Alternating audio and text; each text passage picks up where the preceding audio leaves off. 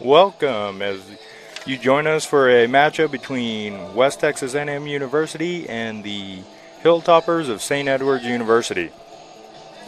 It's the final regular season series. Happens to be a beautiful night at Wilder Park. The wind is blowing at about 30 to 50 miles an hour. Slight wind up here in the Panhandle. But the sun is shining, there's not a cloud in the sky, and we are getting ready for this series. Right now, WT is towards the top of the division. We are 2 games back behind Angelo State, and depending on how this weekend shakes out, you never know, it could make the jump and leap up into first place and host conference tournament. St. Edward's on the year is 24-20. They're about middle of the pack, hoping for a big weekend to possibly jump up to as high as 4th place, I believe. They came off a bye weekend last weekend. They had a series against Kingsville in Austin back on April 14th through the 16th. And the Hilltoppers actually took the first 2 games of the series before dropping the final 2. Based on last week's results, WT went down to Kingsville and we dropped 3 out of 4. It was a tough series. It's always tough to go down there and play. Equally, it's always tough for them to come up here and play against us. St. Edward's, looking at what they have offensively, led by sophomore infielder Stacy Bailey. He is from Kearns, Texas. Product is hitting .358 on the year, 9 doubles, 1 triple, and 12 home runs. He is considered one of the better hitters in the league this year. And based on everything that I gathered from Coach Hall, or Coach Corey Hall, assistant coach, pitching coach, he's one of the key hitters, but also number 26, Jake Hann, senior infielder from Lubbock, Texas, played junior college at Brookhaven. Left-handed bat, so anytime it's a left-handed bat, it's always a little bit scary. Then also another key individual for St. Edward's to keep an eye on is number 2, Morgan Allen. He's a junior infielder from Latana, Texas. Ladies and gentlemen, let's meet the starting lineups for tonight's game. And as we lead into it, as if you've been following the Buffs lately, you know that offensively we are a very good team. Led by number 22, Adam Becker. The Midland, Texas product is hitting .424 on the year with 13 home runs, total of 70 hits, and 69 RBIs. He's batting cleanup today. But also another individual that is full of power. You have Will Finning. He's the right fielder, number 14 from Scottsdale, Arizona. He's hitting .384 on the year, and he's got 8 home runs. This lineup for WT is a very scary offensive lineup. That this year is probably their strong suit. Talking to Coach Vanderberg prior to this weekend's games, the keys for him this weekend, offensively, WT needs to stay within their own and stick to their approach. They've got to play defense, and if you've watched us lately, we got to minimize the big inning. The games that we've lost, we've had that one inning where somebody's put up 5 to 8 runs, and from that standpoint, if we can play defense, minimize that, stay within our approach offensively, number one, we've got our top arm on the mound, and that is Nick Marshall. He has done unbelievable this year. From Antigua, Wisconsin. He's got a 9-1 record with a 3.28 ERA. And anytime you have your number 1 on the mound, it's a good situation. Now, equally, he is going up against somebody that is very talented and possibly at this time of the year, throwing the best out of anybody in the league. And that would be number 22, Wesley Gafford. Right-handed pitcher from Georgetown, Texas. Played junior college baseball at Angelina. From everything that I've been told, he's a very controlling pitcher, great control, but also has some dominant stuff. Ladies and gentlemen, please rise and remove your caps as we honor the United States of America. At this time, we're going to get ready for the national anthem. So if you're at home and you want to stand, remove your caps, gentlemen.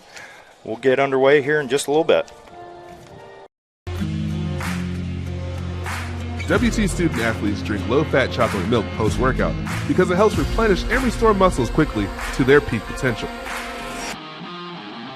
Scientific studies suggest that the immediate benefits of low-fat chocolate milk include boosted performance, improved training, and higher recovery rates in athletes. Add low-fat chocolate milk to your post-workout routine.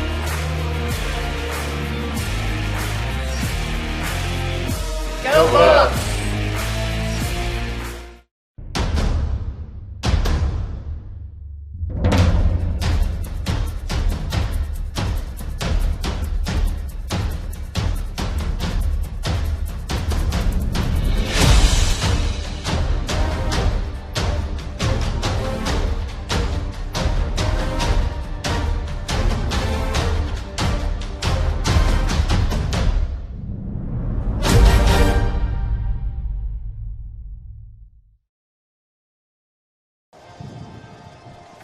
All right, ladies and gentlemen, welcome back. We get ready for this matchup between the number 13 ranked WT Buffaloes against the Hilltoppers of St. Edward's University. On the mound for the Buffaloes today is number 1, Nick Marshall. As I said earlier, he's having a pretty good year for us. His ERA leading into today's game is a 4.19. He's actually 9-2. Sorry, correction, the stats that I read earlier on Marshall were from last week, but he's had 12 games started, 1 complete game, total of 62 innings pitched, and a good number of strikeouts with 68 total. Opponent batting average is .264. Marshall only has 25 walks and 4 hit by pitches, so he relies a lot on his control. Talking to Coach Corey Hall earlier today, Marshall has a plus fastball that he has very good command of, and then his strikeout pitch is his slider. Being a former pitcher myself, he's got 4 pitches that are good that he can command, but having that strikeout pitch with his slider is something that is very important. As you look around the diamond, we've got behind the plate Kennedy Badgett. Over at first base, we have Eric Ortiz. Second base, we have Eddie Savoy. Shortstop is Isaiah Madrid. Third base is Adam Becker. In left field, Ryan Johnson. In right field, left field, Ryan Johnson. In center field, Paul Whitman. And in right field, Will Finning. Acting as a DH is Nolan Kuhn. And as we get ready to go, we welcome to the plate number 2, shortstop, Morgan Allen. Morgan is a junior and was identified as one of the better hitters for the St. Edward's team. The 5'10 junior is weighing about 175 pounds, and he's from Latana, Texas. Pitch is underway, and we have a swinging strike for pitch number 1. Looked to be a fastball a little bit high. He steps back in and gets ready. Marshall gets the pitch from the catcher. Looks to be a slider low and outside. Already Marshall showed 2 of his better pitches, and if he can get that slider dialed in, this could be an exciting night for the Buffaloes. And historically, looking at the games we've had, Marshall has a pretty good strikeout ratio, and could be a lot of those to come, hopefully. Pitch was low and out. Got a 2-1 count. Allen steps back in.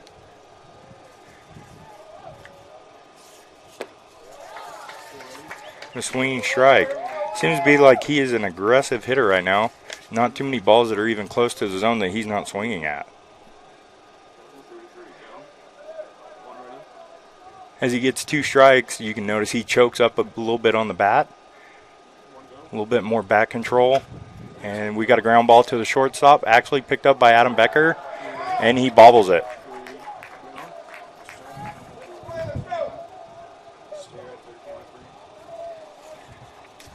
Becker actually happens to be one of the better ball fielders on this WT team. Fielding percentage is up there, really good. You know, must have taken his eyes off of the ball as he was getting ready to throw.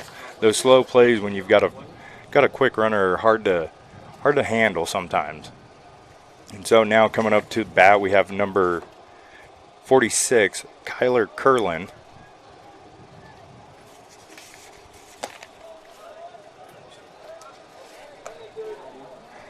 Starting off with the ball, Kyler is from, he is an infielder, short sophomore from Pflugerville, Texas. He's actually a switch hitter.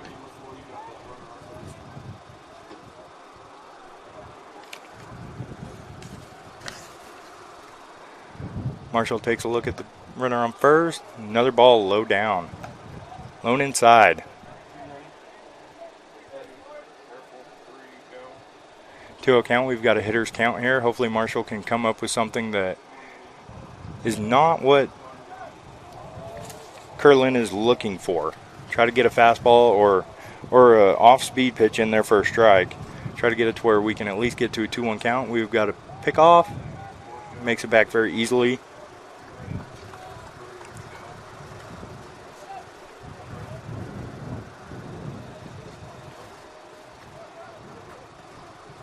Comes a pitch.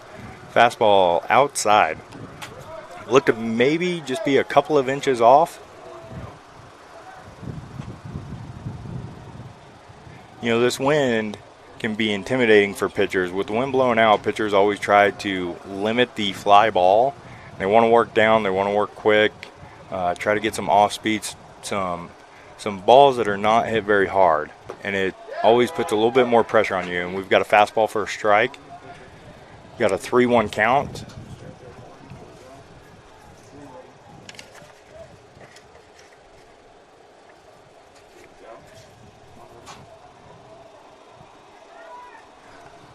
The Hilltoppers are coached by Brian Folds in his first season as the coach, and they've got a 24-20 record. Look, being off speed for a strike on the outside corner.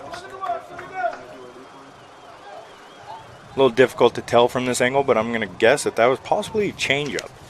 That is Marshall's third pitch, and more of a pitch that you don't expect. And that was a great count to actually throw that in. A 3-1, you know, probably looking for a fastball there and got caught off guard. Runner's moving, does not make it over. Isaiah Madrid throws it to Ortiz for the first out of the inning.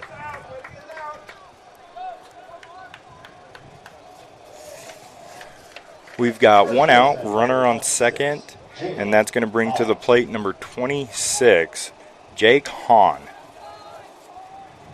If you were here earlier, Jake Hahn is one of the people to watch for St. Edward's University, Lubbock, Texas native. Actually played at Cooper High School, did a little junior college at Brookhaven. He comes into this weekend with a pretty hot bat, and having a left-handed stick is... Oh, we've got a fastball that's outside. That was far off. It wasn't even worth Hahn taking a chance at. Hahn steps back in. We've got a pitch call from Coach Corey Hall. Runner on second base. Takes a look back. We have another pitch outside. Looked to be a changeup. You know, with the wind blowing the way that it is, if you look around the field, we've got right fielder Will Finning playing a little deeper than usual. You know, this wind is a northwest wind or northeast wind blowing that direction. So any balls that are moving to right field and center field, there's a chance that any fly ball is going to be moving out that direction towards the fence. Got a second pitch. Another changeup, low and out.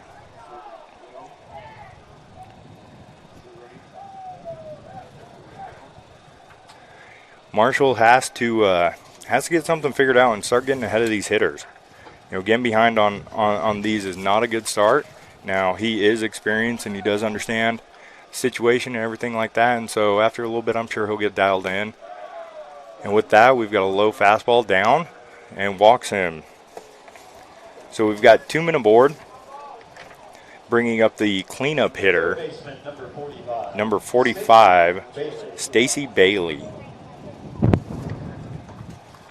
You know, I myself played baseball my entire life, played some college baseball, and actually played here at WT. And I will say this, the St. Ed's has the most eclectic group of team numbers I think I've ever seen. Not only do they have a 45, they also have a 91. And the list kind of continues on. I've never seen anything like that in this game. Marshall starts off with a first pitch strike, fastball, right down the heart of the plate. We've got runners on first and second. Morgan Allen on second base. Jake Hahn on first. Looks to be the number 8, Eddie Savoy, is holding on the runner at second. Pitch, slider, ball up the middle.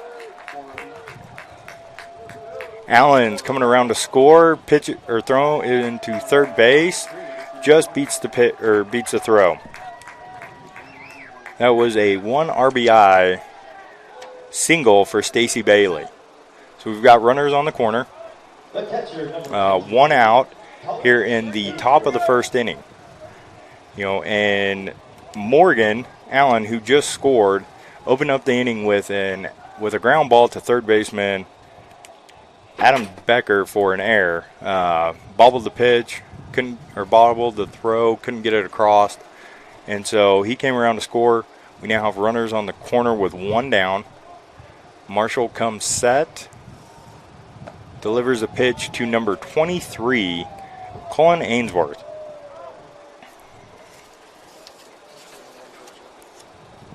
And Ainsworth is a sophomore catcher from Katy, Texas.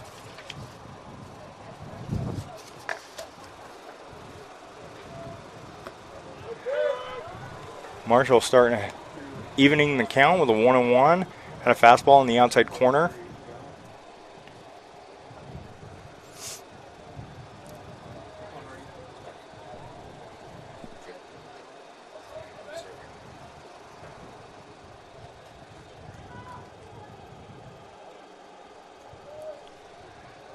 Marshall comes set, delivers the pitch. Have another fastball down the heart of the plate. Strike number 2. We have a 1-2 count with 1 out, runners on the corner. Number 26, Jake Hahn, is on third base, and number 45, Stacy Bailey, is on first base. Bailey, not necessarily known for stealing a whole lot of bases, considered one of the league's better power hitters, but not known to run the bases much. Have a off-speed pitch that is low and outside. We're going to even the count up to a 2-2 count. Again, we have 1 out.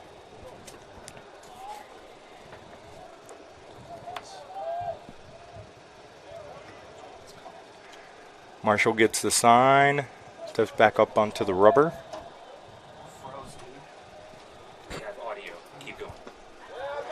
And that is a swinging strike 3. That is the first Scarborough specialty strikeout of the night for Marshall. That was a foul tip into the glove of Kennedy Badgett. So we have 2 down, runners on the corner, and that brings to the plate number 10, DH Eric Warden.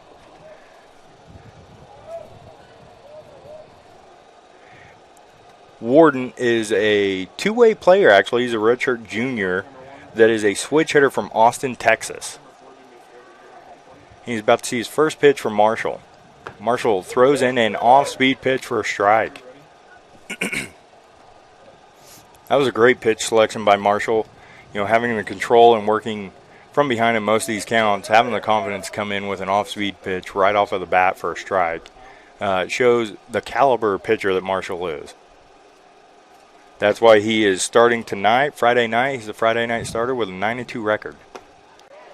Throws a slider down there on the knees or below the ankle, around that area for a strike 2, swings over it.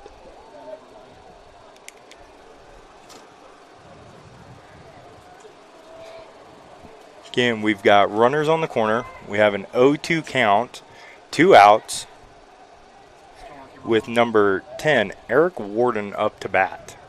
Pitch is delivered. We have a runner from second going to second base, and Bailey actually steals a base. Now, that may be recorded as defensive indifference, which is the situation where defensively we're not going to throw him out anyways, and so he's not actually recorded for a stolen base. It is something that's relatively new over the past couple of years.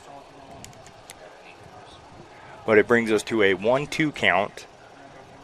Pitch is delivered, and we have a foul ball. Looked to be a fastball, a little bit up in the zone. Marshall trying to change eye levels.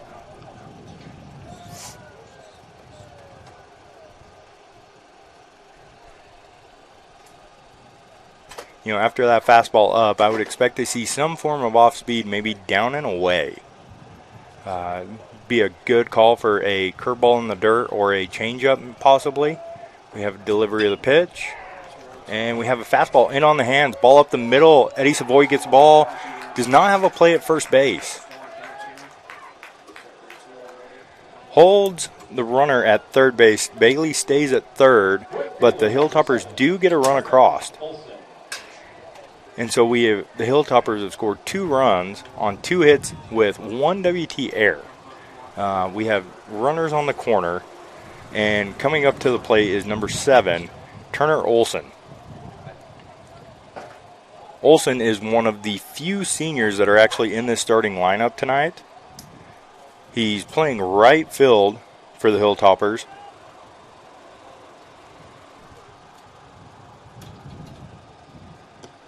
And he started off with an off-speed pitch that looked to be right about on the black of the play, but apparently the umpire thought it was a little bit outside. You know, the Hilltoppers have a few student athletes that come from the state of California, and Olson happens to be one of them, coming from Danville, California. Played junior college at Chico State, and he hits a high fly ball down the left field line just out of foul territory. So we have a 1-1 count. Runners on the corner still. Over on third base, we have Stacy Bailey, and on first base, we have Eric Warden. Warden is also one of those student athletes for the Hilltoppers that is not necessarily known for being very aggressive on the base pass and swiping a lot of bags. But we've got another pitch delivered to the plate. Looked to be inside.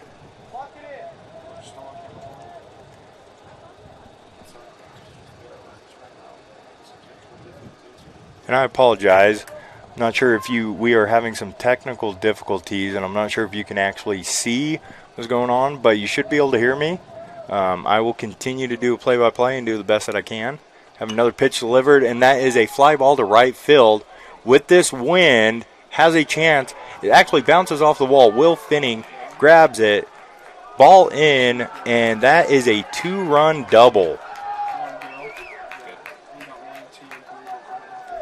A 2-run double by Turner Olson.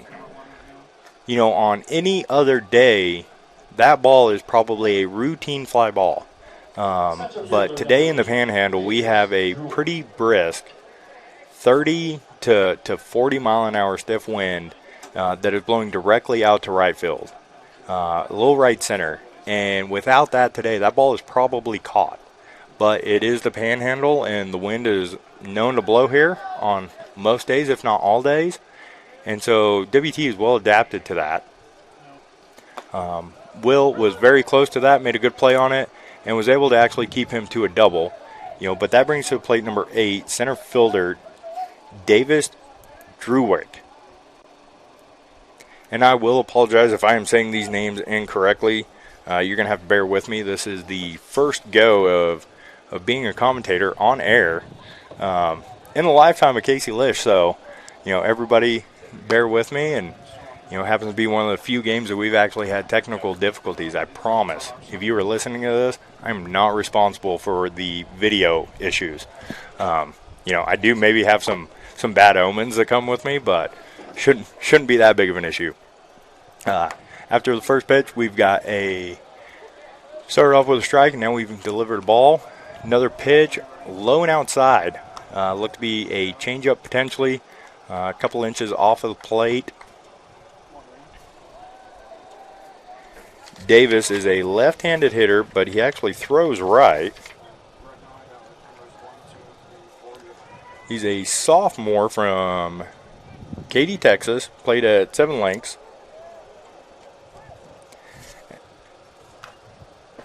Foul ball back to the backstop. And there are actually a couple of different players on this St. Edward's team that come from Seven Lakes High School. Not only do we have Davis going down their roster, we've also got Colin Answorth, and that actually appears to be it. But those two players, it's a little bit unique to have two starting players from the same high school on a collegiate team. And that ball is hit to deep center and caught by number 32, Paul Whitman. Had to travel back again with this wind. Any ball that is hit up into the air, you just don't know what's happening.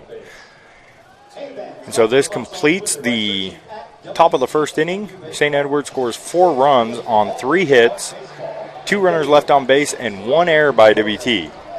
At this time, we'll take it to commercial break. We are Carpet Tech, and we are family. More than carpet cleaners, we're a team. Diving right in, not afraid to invest in our work and each other. We're killing it day in and day out, never shrinking from a challenge. Our people are 1 part passion, 1 part grit, and about a zillion parts awesome. And we are always looking to add to our family. So what are you waiting for?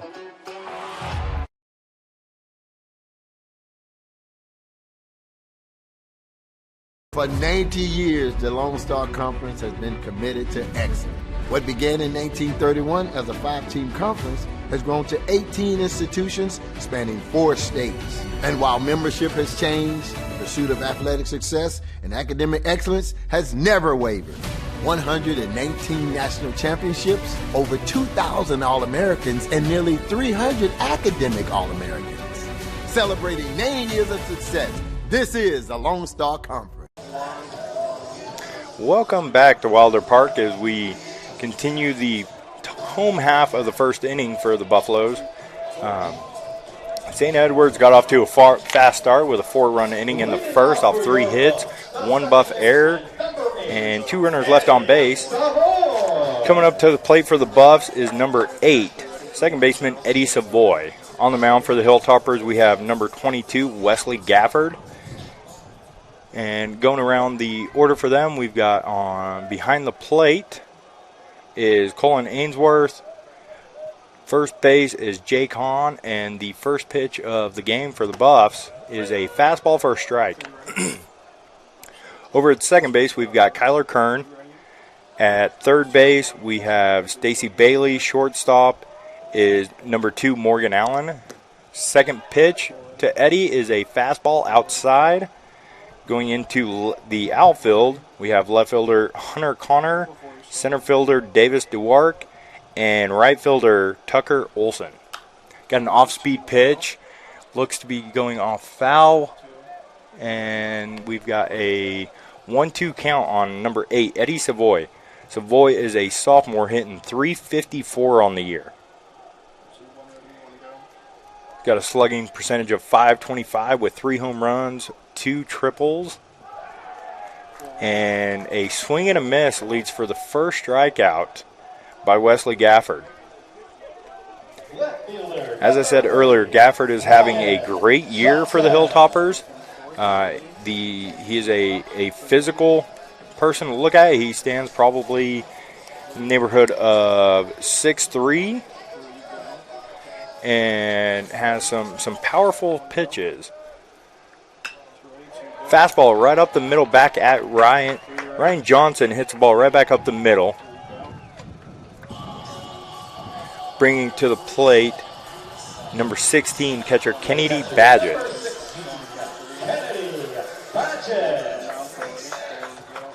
Johnson being aggressive with a first pitch, swinging fastball right up the middle. Could be waiting on that. Typically with these better pitchers, these more dominant pitchers, you get one pitch in a bat. And if you don't take advantage of that, it's going to come back to bite you. Got a pitch in. Looks to be a little bit outside. You know, Johnson over to first base is not known for being a threat on the bases. But at the same time, this West Texas A&M Buffalo team is not one to run the bases all that well. There's a few stolen bases, but they are not one that are going to burn up the base pass and steal every base on you. Gafford finishes off with an off-speed pitch for the strike one, evens count to a 1-1. Badgett steps in. Another off-speed pitch. Looks to be throwing a slider out there, and it's got a decent amount of break on it. Not necessarily a high-velocity pitch, but it is one that's breaking quite a bit. Gafford coming set, 1-2 count. Pitch is delivered, fastball. Hit foul.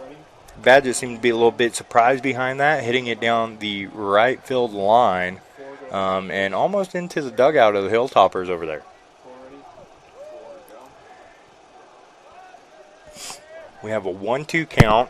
If you're following us, we've had fastball, 2 sliders for strikes, and then another fastball that's been fouled off.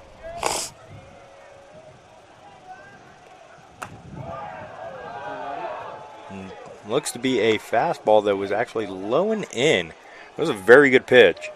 I'm not sure exactly what Gafford throws, but that team seemed to be a 2-seam fastball. For those of you that do not know, a 2-seam fastball typically works a little bit inside to a righty. Has a little bit of movement on it. Have another pitch. Ground ball to shortstop Stacy Bailey. Throws it to second. Tries to complete the double play, and Badgett is safe at first base. Just beat the throw out. But Johnson is out at second base. Bringing to the plate, arguably the Buffs' hottest hitter, Adam Becker. The junior is hitting .416 with 14 home runs. And he's got a total of 73 RBIs with 74 hits. Those are impressive numbers. Not too often do you see somebody hitting more runs in than he's actually getting on base. That is a very unique stat, and you know, in all fairness, hopefully, from a selfish standpoint, hopefully he continues to add to that number. We've got a first pitch strike. Seems to be an off speed into the dirt. Badgett does not move forward. That was a very good job behind the plate by number 23, Colin Ainsworth, to get a glove on that. Badgett, being a catcher, most catchers are not known for their speed and swiping bags. And you know, realistically, you don't like being stolen on, and I'm sure he's not used to stealing. Got a fastball hit into right field by Becker. Good piece of hitting going the other way, taking what you can get. That is a prime example of staying within your approach, which was one of the keys to the game that Coach Vanderberg said during our pregame meeting. You know, as long as they can stay within themselves, the Buffs are a very offensive team. You know, now they are going up against one of the better pitchers in the league right now, against Wesley Gafford. But right there is a prime piece of hitting that Adam Becker did by hitting it, going with the pitch, taking it the opposite way, and moving everybody aboard. Bring to the plate number. Had ball up and tight. We've got number 15, Will Finning, up to the bat. Will is hitting .380 on the year and actually is second on the team in home runs. Got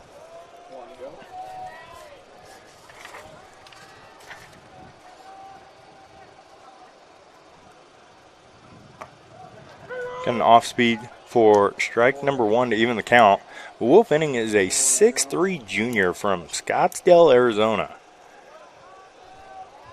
Played a little junior college baseball at Paradise Valley Community College out in Arizona, and he's one of the weapons on this Buffalo baseball team that has power and plays right field. You know, he has a little bit of speed to him. He's standing at 6'3". You know, from up here, he's got quite a bit of legs on him. You know, so those strides can open up and cover some ground in a very quick moment. 2-1 count, pitch delivered. We got a ball hit right back up the middle of the center field. This looks to be scoring at least one. Cuts it off. Badgett comes across the plate to score the run. So Will Finning opens up the game for the Buffs with an RBI single. So the Buffs are on the board. You know, with the way that this wind is blowing, it is going to be very difficult for both sides to throw a 0 up on the scoreboard. You know, we are talking about two of the better pitchers in our league, Lone Star Conference, with Wesley Gafford and Nick Marshall. But with this wind blowing the way that it is, it's going to be very difficult for them to keep runs off of the board and either Buffs or Hilltoppers crossing that plate. We've got another pitch coming in, and it is 22-25. Eric Ortiz. Doesn't look like he put enough pine tar on his bat as the first kind of half swing goes through and throws the bat a little bit behind him.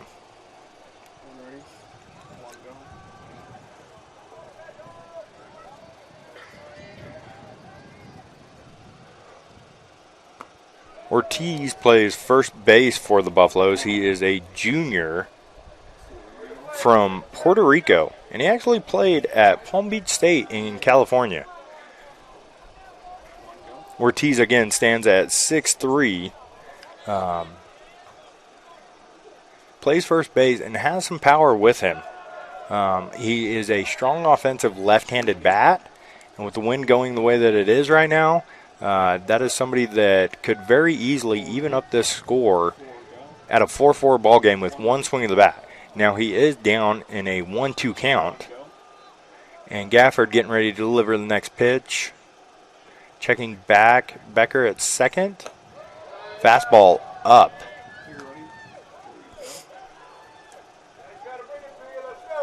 When you have power versus power, when you've got a power pitcher on the mound and a power hitter at the plate, changing up the eye level with a fastball up in the zone isn't always a bad thing. Yes, you even account to 2-2, but coming in with an off-speed maybe down or low, like he did, looked to be a changeup potentially. Caught Ortiz off guard, and he fouls that off. Buffaloes right now have received 3 hits, scored 1 run. We have Adam Becker on second base, Will Finning on first base. Nobody holding on Finning. He's got a pretty decent lead over there, and Eric Ortiz at the plate. Off-speed slider. Got him swinging.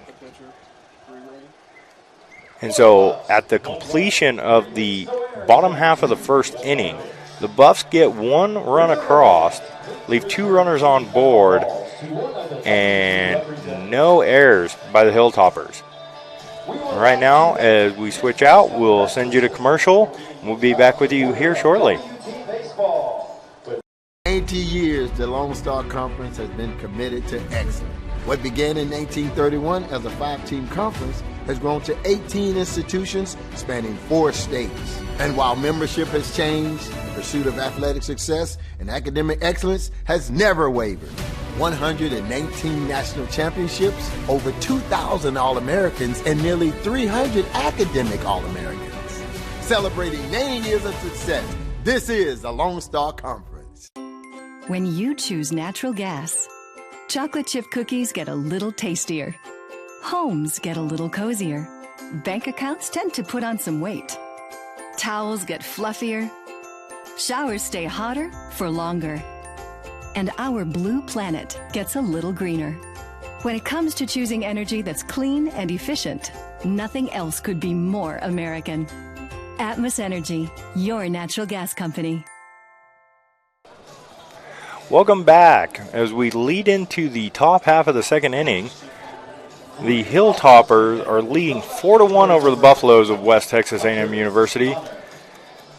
Buffalo scored 1 run in the bottom of the inning on 3 hits, and coming to the plate is number 91. Yes, you heard me correctly, number 91, Hunter Connor.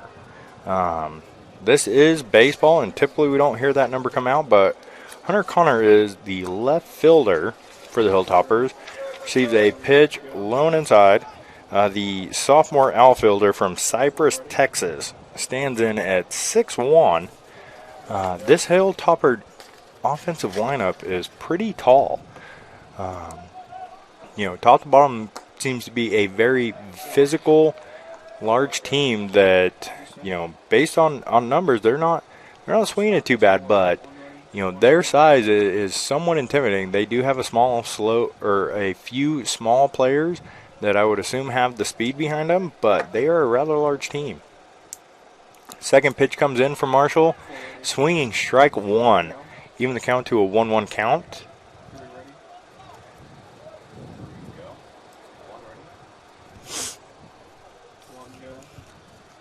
The Hilltoppers are coming from Austin, Texas. And we have a strike number 2 called.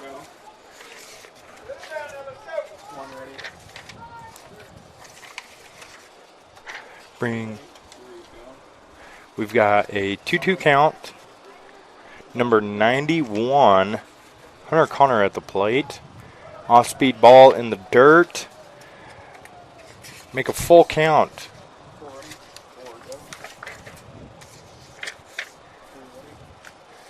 St. Edwards is one of the few teams in the conference that actually leads the series against the Buffaloes. They lead the series 12-8. But if you look at the actual recent record, the Buffs are leading since 2012. So when Coach Vandenberg took over the program, the Buffs are leading the series 8-5. St. Ed's has got the better of the Buffaloes the last 2 games, which were in the Lone Star Conference Championship back in 2021. That was a situation where the Buffs, and we have a looking strike 3.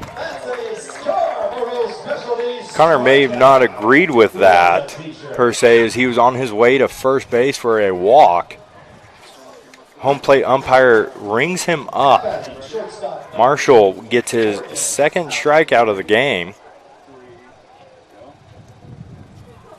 Bringing to the plate leadoff, number 2, Morgan Allen. Remember from the first, Morgan ended up hitting a ball to third baseman Adam Becker that he couldn't keep a handle on and reaching on an error and came around to score. And that is a hard hit ball down the left field line on the warning track. Ryan Johnson makes the catch. If he didn't hit that into a crosswind that's blown from left to right, that ball had a chance of going out. It was very well hit. Allen, not necessarily known for the power hitting, that was a very hard hit baseball. And we come in with number 46, Kyler Kern. We've got 2 away in the top half of the second inning. Starting off with a curveball for strike 1.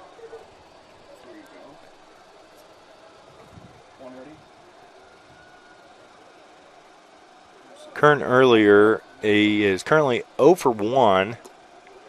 And a slider down and away, even up the count to a 1-1.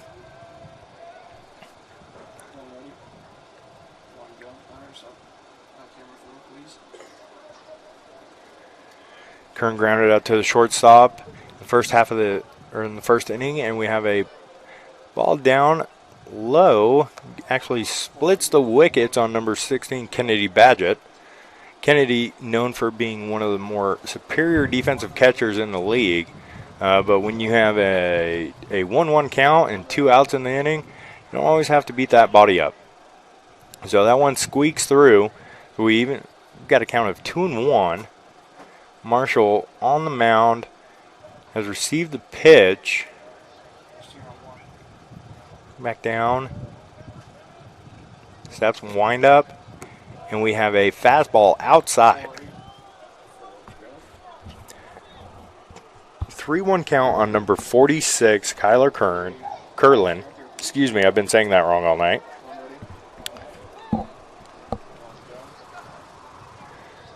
This is a hitter's count, and if you can see the flag, it's not necessarily blown, so the wind may be dying down out there right now.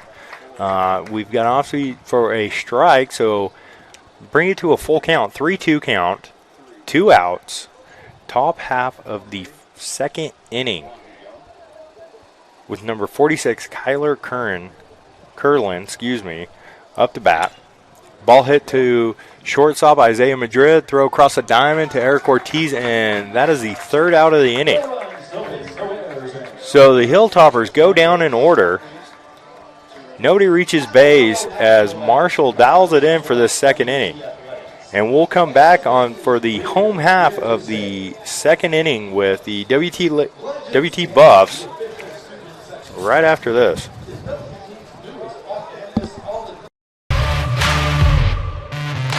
We're there to serve, make sure we're creating a fair atmosphere for both teams, upholding the integrity of the game. I chose to be an official. It's the best decision I've made. In life, things aren't scripted. Games aren't pre-scripted. You know, I got into officiating because my father was an official.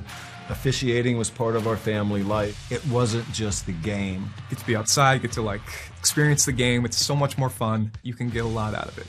If you're an athlete, we need people like you and translate those skills to officiating. To help me become not only a better official, but a better person. It happens in every town, in every game. We never have a perfect game, but the rewards always outweigh the negativities. And it's just been wonderful.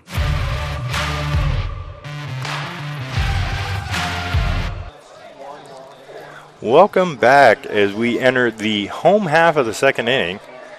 The Hilltoppers go down in order behind Nick Marshall having 1 strikeout on the inning. And we're going to start this home half off with the 7th batter in the lineup, number 2, Nolan Kuhn. He's acting as the DH. He's a left-handed bat, hitting .344 on the year. And Kuhn is actually from Oklahoma, played junior college baseball at Connor State. For those of you who have not been up in this area lately, Kuhn does have some special facial hair, to say the least. I think the entire baseball team did a little bit of, mustache march, and Kuhn is one of the few that has not shaved that. Now, he may have had that prior to, but he is still rocking a mustache, and he is very proud of it with that big hack right there. Kuhn is a 5'10", I think that's being generous, on paper catcher, sophomore. Got a high chopper to first base, doesn't get lost in the sun, and number 26 for St. Edwards makes the play. That is Jake Hahn. And we've got 1 away in the bottom half of the 2nd inning. We'd like to recognize the Buffs bat boy, Tyler Balzdua, for his continued effort. He travels with the team occasionally. This past weekend he was down in Kingsville, and he traveled. He doesn't necessarily travel with the team, but he makes his way down to other games. Does a very good job. Always on time, always punctual, and a pretty good little young man. Here at the plate, we have number 0, Isaiah Madrid. Pitch, we even up the count at a 1-1 count.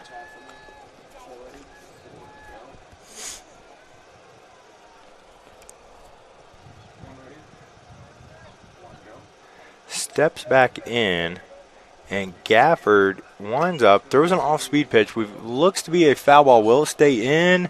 Does not. It just barely gets out. So we've got a 1-2 count on number 0, Isaiah Madrid. I'd like to recognize some of the sponsors for the Buffaloes this year. Got an off-speed pitch for swinging strike 3. Like to be a slider way outside, but still, nonetheless, Madrid swinging through it. And so this brings up center fielder number 32, Paul Whitman. Whitman actually comes to the Buffaloes. He is one of the few players on this team that is not from the United States. Whitman is from Germany. He is from a town in Germany that I'm not even going to try to pronunciate because I would not do it justice. But he fake bunts, pulls back for a strike one. Looks to be checking with the umpire on whether or not that would have been a strike or not, or if it was called on him. Gets back into the box. Gafford winds up and delivers. Have fastball fouled off by Whitman.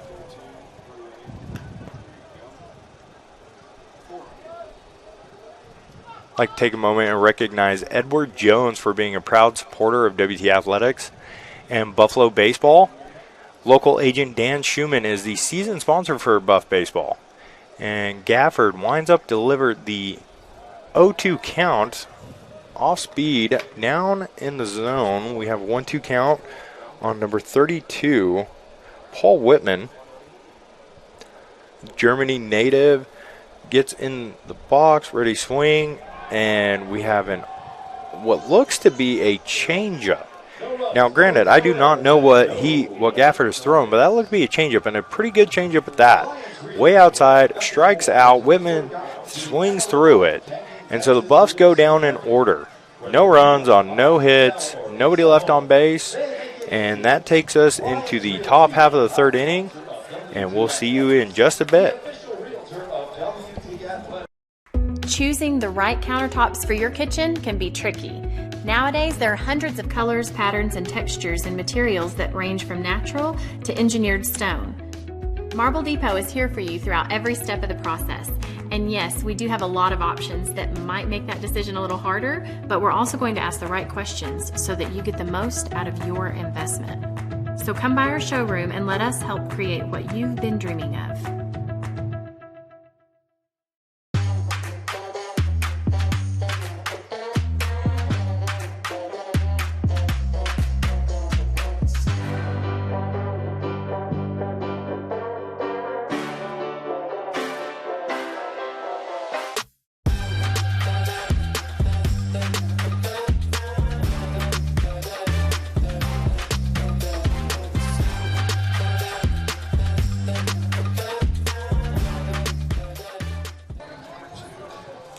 Welcome back. We head into the top half of the third inning. The St. Edwards Hilltoppers lead the Buffaloes 4-1. Got a quick start to this inning. Up to bat for the Hilltoppers at number 26, Jake Hahn, and he receives a first pitch strike from the pitcher, number 1, Nick Marshall for the Buffs.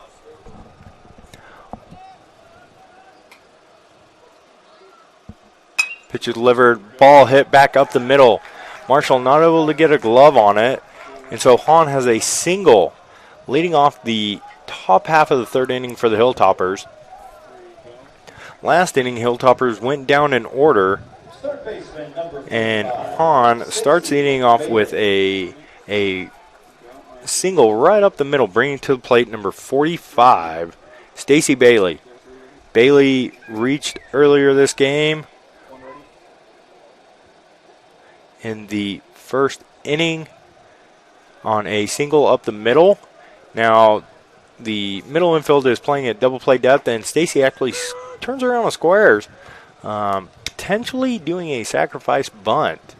Takes the strike. We have an 0-1 count. Again, Hahn is at first base after that single up the middle. Bailey at the plate. Marshall comes set, delivers, have a fastball down the heart of the plate for strike number 2. So we have an 0-2 count, runner on first, and Stacy Bailey at the plate. Bailey recognized as probably one of the top hitters for the Hilltoppers. He's been out the last couple of weeks with a concussion, I believe. This is his first return to action, and he's already 1 for 1 on the day. Off speed, way outside, lays off of it.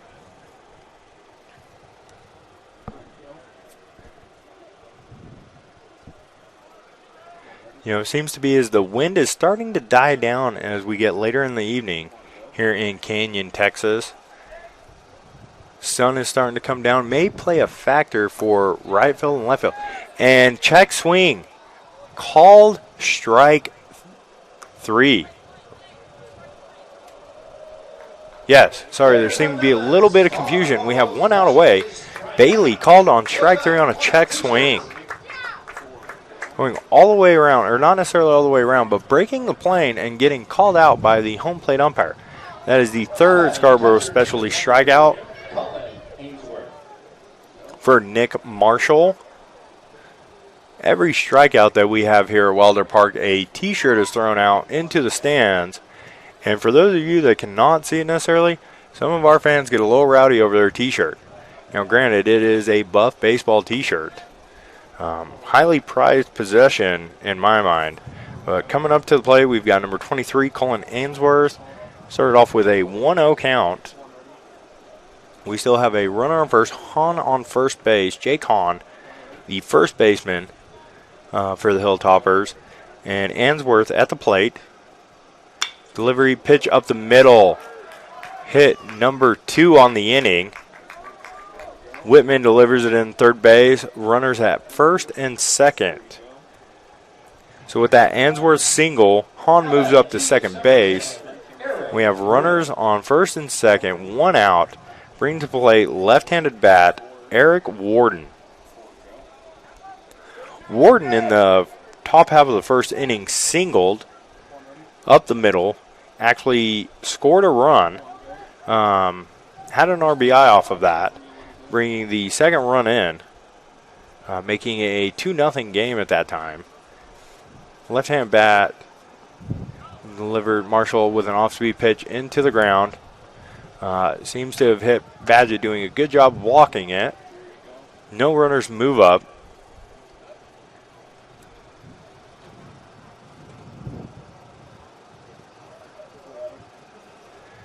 You know, as we look at the games going on right now, the Buffaloes against St. Edwards are one of the few games, or one of the many games going on around the Lone Star Conference. We have pitch number 2. That is a strike on the outside corner.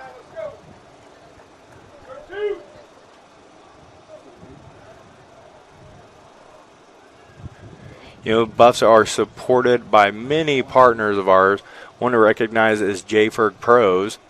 J-Ferg Roofing Company and Pros handles all of your construction needs, roofing needs, anything else in between.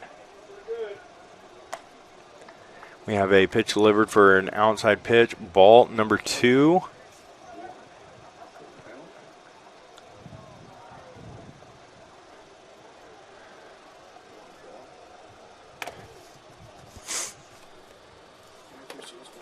And there seems to be some form of issue happening. Head coach Matt Vanderberg going out to, looks to be home plate. You know, there was a ball in the dirt, and Kennedy Badgett was hit. He seemed to not handle that very well. Right now, we're not entirely sure what's happening. Those at home, kind of stay with us a little bit. Badgett seems to be doing okay. That ball did not look to be one of high velocity. If I remember correctly, I think it was a slider in the dirt. I'm not sure if it just caught him wrong or where it did, but we have athletic trainer Jacqueline Wood out there with Coach Vanderberg and the head umpire. Taking a look at Kennedy. You know, they're talking him through that. I don't know if that ball maybe snuck up underneath the mask and got Badgett in the throat, or what the deal is, but home plate umpire is one that put a stop to this game right now, which speaks highly of him. You know, I'm not sure exactly what's happening here. Hopefully at some point we can update everybody on this.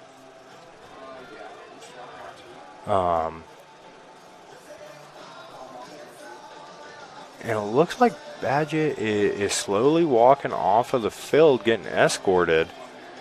Not sure exactly what's happening with us. Badgett seems to be a little shaken up, and maybe, and on actually warming up, we have our backup catcher, which is number 7, Zach Kamikow. Looks like he's coming into the game. Not entirely sure what is wrong with Kennedy Badgett, but we will update you as soon as we hear anything on that. Again, Badgett took a ball, an off-speed slider, if I remember correctly. Kind of hit him a little different. Not sure if it snuck underneath and hit him in the throat, or if it kind of rung his bell, hitting him in the helmet. But either way, we have Zach Kamikow coming into the game to replace Kennedy Badgett. Kamikow is a multi-position player. I mean, he plays catcher, but he's also an infielder. And he is a junior from Chatsworth, California. Spent previous time at UNLV.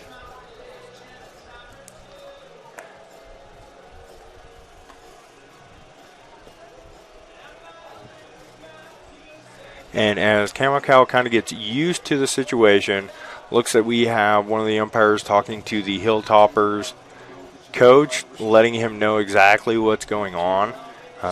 Apologize for a little bit of a delay in this game, but Kennedy Badgett is on the bench being looked at by our athletic training staff. Jacqueline Wood is our athletic trainer out here for the Buff baseball team. And, I'm sure at some point we will receive some form of update on exactly what's happening. But Kamikow is now behind the plate. And we are going to begin the top half of the third inning. Again, we have a 2-1 count. And number 10, Eric Warden at bat. Nick Marshall is on the mound. There was a little bit of a delay, so we'll see how he responds to this delay and not being active. It seems that all umpires and coaches are ready to go. Warden steps back into the plate, and Marshall receives a sign. Getting the sign from Kamikow. Steps on the rubber. Comes set. Pitch is delivered. And we have a ball hit to right center field. That ball is going to score at least one run. Johnson cuts it off, gets into second base, and limits Warden to just a single. Warden took a very large turn around that first base and was caught halfway in between when the ball reached second base. But in fashion, when a ball is hit to the outfield and we have runners on, the first baseman comes over to cut the ball just in case. So there's nobody at first base to actually come back and cut the runner off to possibly backpick him for a second out. But we now have runners on the corner. Bringing to the plate, number 7, Turner Olson. Pitch is delivered. Must have been a little bit low. Not entirely sure, but we have number 23, Colin Ainsworth on third base. And number 10, Eric Warden on first base. Hilltoppers are leading 5-1. Pitch is delivered and a ball hit. Back to Marshall. Marshall throws it to first base. Double play by the Buffs. That is a Midwest Compressor Systems double play for the Buffs. And so the Hilltoppers score one on a handful of hits. And one runner left on base. We'll join you back in the bottom half of the third inning. 90 years, the Lone Star Conference has been committed to excellence. What began in 1931 as a 5-team conference has grown to 18 institutions spanning 4 states. And while membership has changed, the pursuit of athletic success and academic excellence has never wavered. 119 national championships, over 2,000 All-Americans, and nearly 300 academic All-Americans. Celebrating 90 years of success, this is the Lone Star Conference. When you choose natural gas, chocolate chip cookies get a little tastier. Homes get a little cozier. Bank accounts tend to put on some weight. Towels get fluffier. Showers stay hotter for longer. And our blue planet gets a little greener. When it comes to choosing energy that's clean and efficient, nothing else could be more American. Atmos Energy, your natural gas company. Welcome back to the bottom half of the third inning as your West Texas A&M West Texas A&M Buffaloes take on the Hilltoppers of St. Edwards University.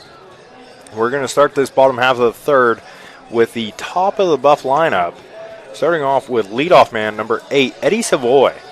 Savoy, earlier in the game, struck out swinging on a 1-2 count to Wesley Gafford, the strong arm for the St. Edwards Hilltoppers.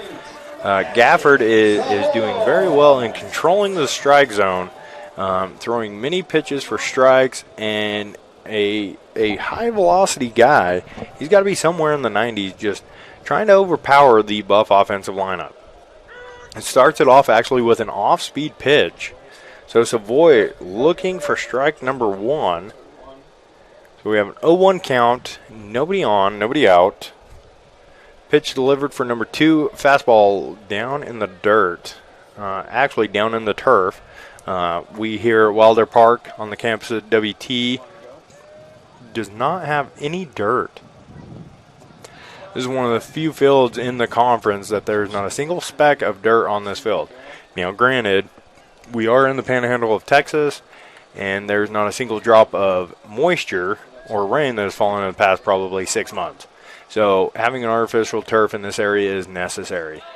And so we, after another quick pitch, we have a 3-1 count. Eddie Savoy ahead in the count, sitting on a pitch that he can either work with and drive back up the middle or something he can possibly power somewhere. Powers it to second base, and Savoy grounds out to the second baseman, number 46, Left fielder number 30, Ryan Kyler Curlin. Coming to the plate is number 30 for the Buffs, Ryan Johnson. Johnson is hitting above 400, 415. He started 45 games for the Buffaloes. He has a slugging percentage of .652. First pitch is delivered and a foul ball. Johnson is maybe not the speediest runner in the world, but he has 15 doubles, 3 triples, and 6 home runs. Second pitch delivered, hot shot to the corner.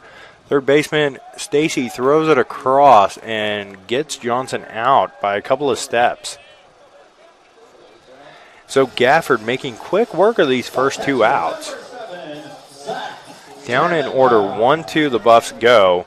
Bringing to the plate number 7, Zach Kamikow, replacing the injured Kennedy Badgett. And again, once we hear something, we will update everybody. But Kamikow stepping into the box. First pitch that he has seen for the day, and it's a fastball that he fouls out.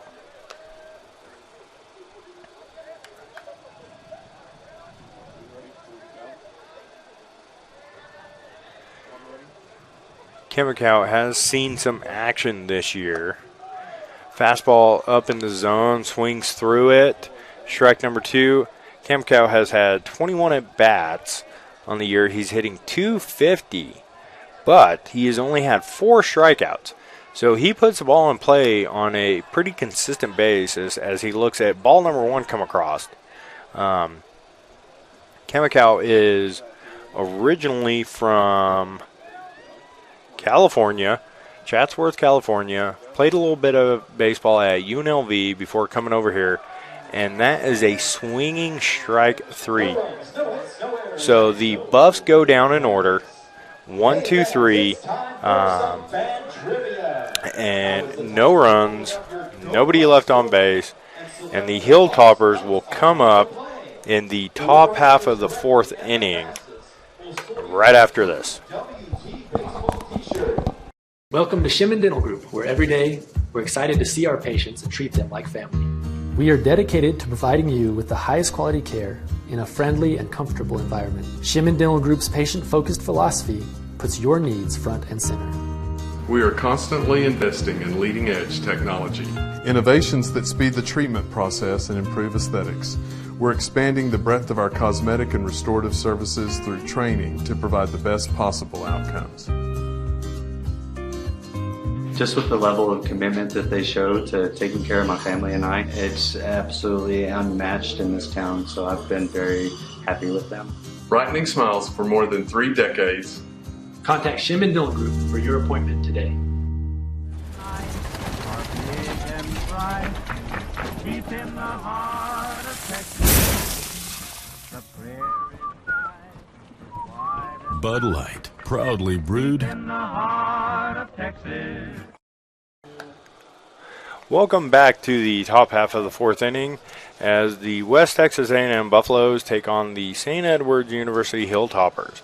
Hilltoppers are leading the Buffs 5-1 going into the top half of the inning, and coming to the plate for the Hilltoppers we have number 8, Davis Druick.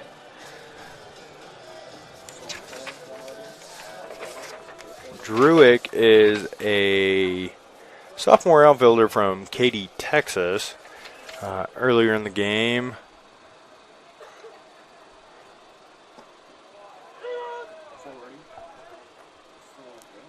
receives a first pitch strike. Lead off. Druick is 0 for 1 on the day. And seems to have called timeout. May have taken a little bit too long for the Buff offense to, or the Buff defense to get a pitch called in. So he steps out and we have a pitch outside. Druick already back into the box. Seems to be a very aggressive, very, don't want to necessarily say impatient, but ready to go individual. And there's a ball hit hard or hit going to center field. Whitman underneath it, receives it, catches it. All right, Druick, long fly ball to center field. The wind luckily has died down some. Had that not died down, there was a chance that ball could go even further. Going into this inning, the Hilltoppers have hit 6 hits on 5 runs on that. And coming to the plate will be number 91. I'm not sure how I quite confused that, but number 91, Hunter Connor. Again, I'm not quite used to this 91 in the game of baseball, but you know it is all get better as the day goes on or the night goes on, I hope. For those of you that are sticking with me on this, you know we have some growing pains, and there is a ball hit to second baseman Eddie Savoy, softly hit line drive. Marshall records the second out of the inning, so we have 2 down, top half of the 4th inning. Bringing to the plate, shortstop, number 2, Morgan Allen, leadoff hitter for the Hilltoppers.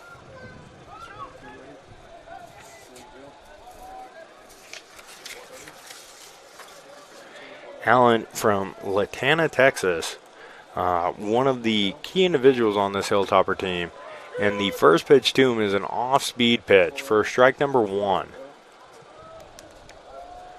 You know, we started this game off as saying the key to winning today is limiting the big numbers, but also throwing up some zeros on the scoreboard.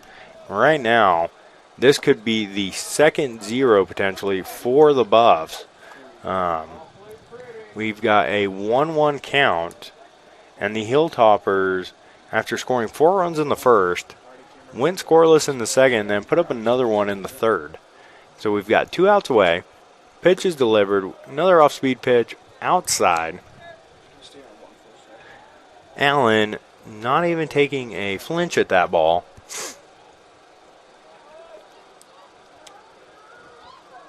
Sign is delivered to Marshall. Comes set, gets on the mound. Here we go. And a strike number 2. So we even the count. We have 2s at the ballpark.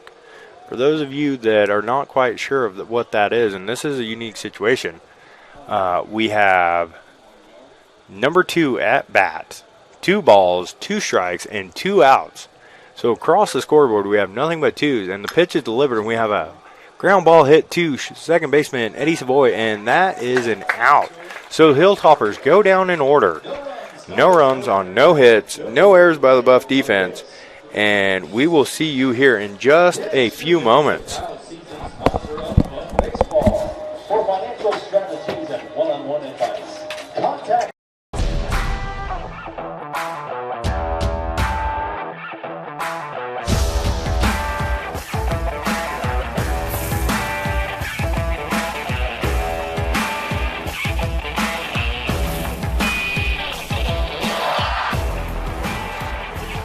The best tailgates start with the best beef, and the best beef starts with Market Street. Market Street, where we do beef the best.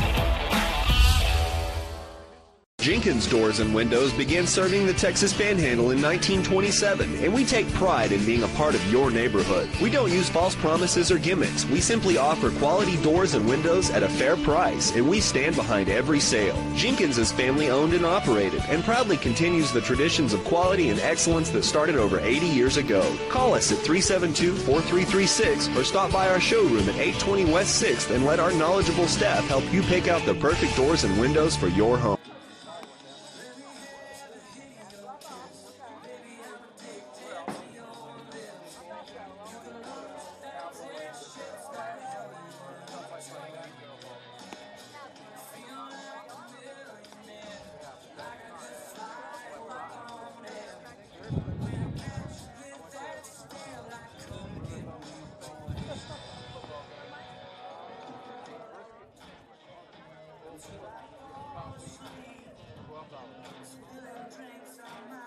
Leading off for your Buffs, third baseman number 22, Adam Becker.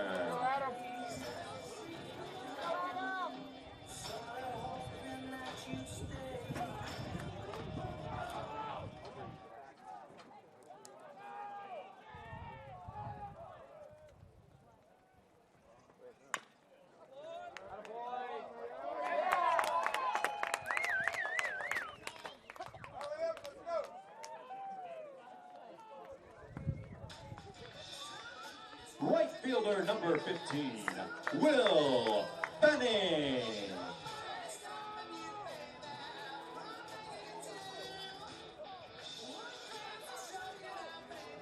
Hurry, Casey, hurry.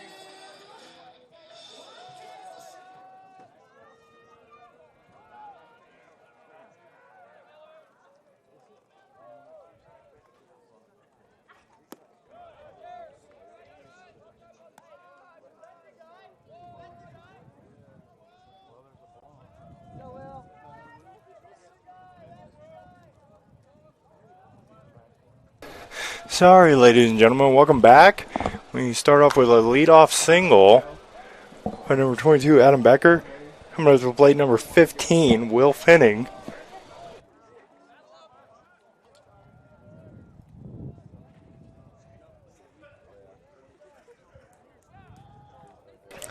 Have an 0-2 count on Finning. Gafford on the mound for the Hilltoppers. Been pretty successful, only allowing 4 hits and 1 run. Pitch is delivered. Fastball high and up.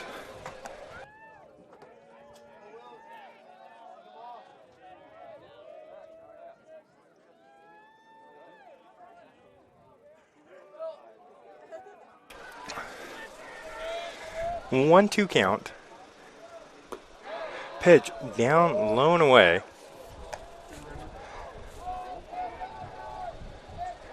So the Buffaloes are starting off with a leadoff man on. We have a 2-2 count with number 15, Will Finning, at the plate. Swing and a miss.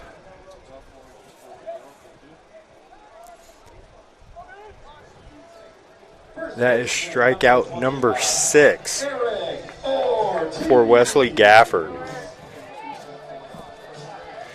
Gafford, as I mentioned earlier in the game, one of the top pitchers in the league, and right now is very hot. Through 14 batters faced, he has had 6 strikeouts with 0 walks. He's got it dialed in right now. We have a runner on first base. Pitch delivered, a pass ball. Comes to the backstop. Becker moves up to second base, and number 25, Eric Ortiz, is at bat. The first baseman for the Buffaloes. Left-handed bat, has a 1-0 count with 1 away. Ortiz earlier in the game strikes out. Looking to redeem. Got a runner in scoring position for the Buffaloes. Pitch is delivered high and out. Brings us to a 2-0 2-0 count. For Ortiz, with this wind, I'd be looking for something that is going to be inside, something that I can pull and use that wind to my advantage and hit it down the right field line.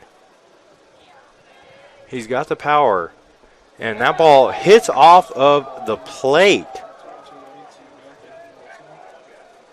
I'm going to consider that a wild pitch because number 23 catcher Colin Answorth had no chance of blocking that ball. That happened to catch some lip on home plate and shoot directly over Answorth. And so Ortiz, 3-0 count.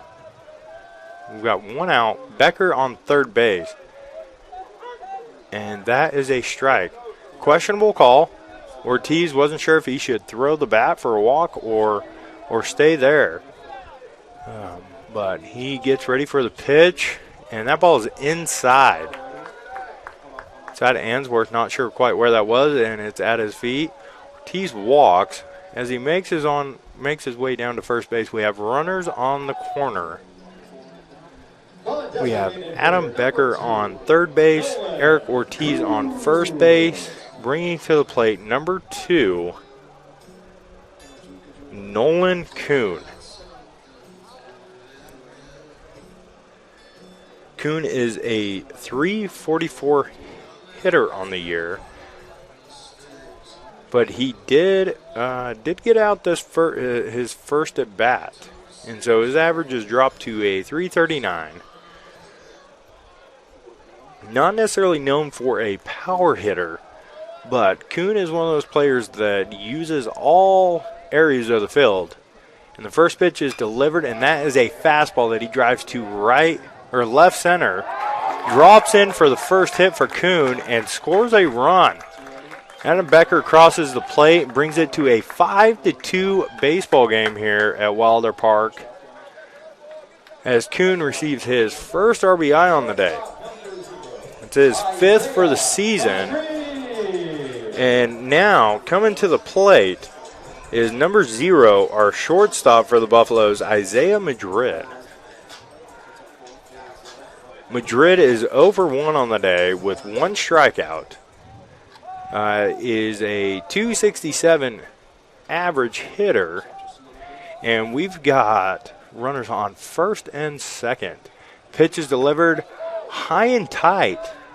Madrid pulls back, originally squared away for a bunt, possibly a sacrifice or a push or something of that nature to try to get on, but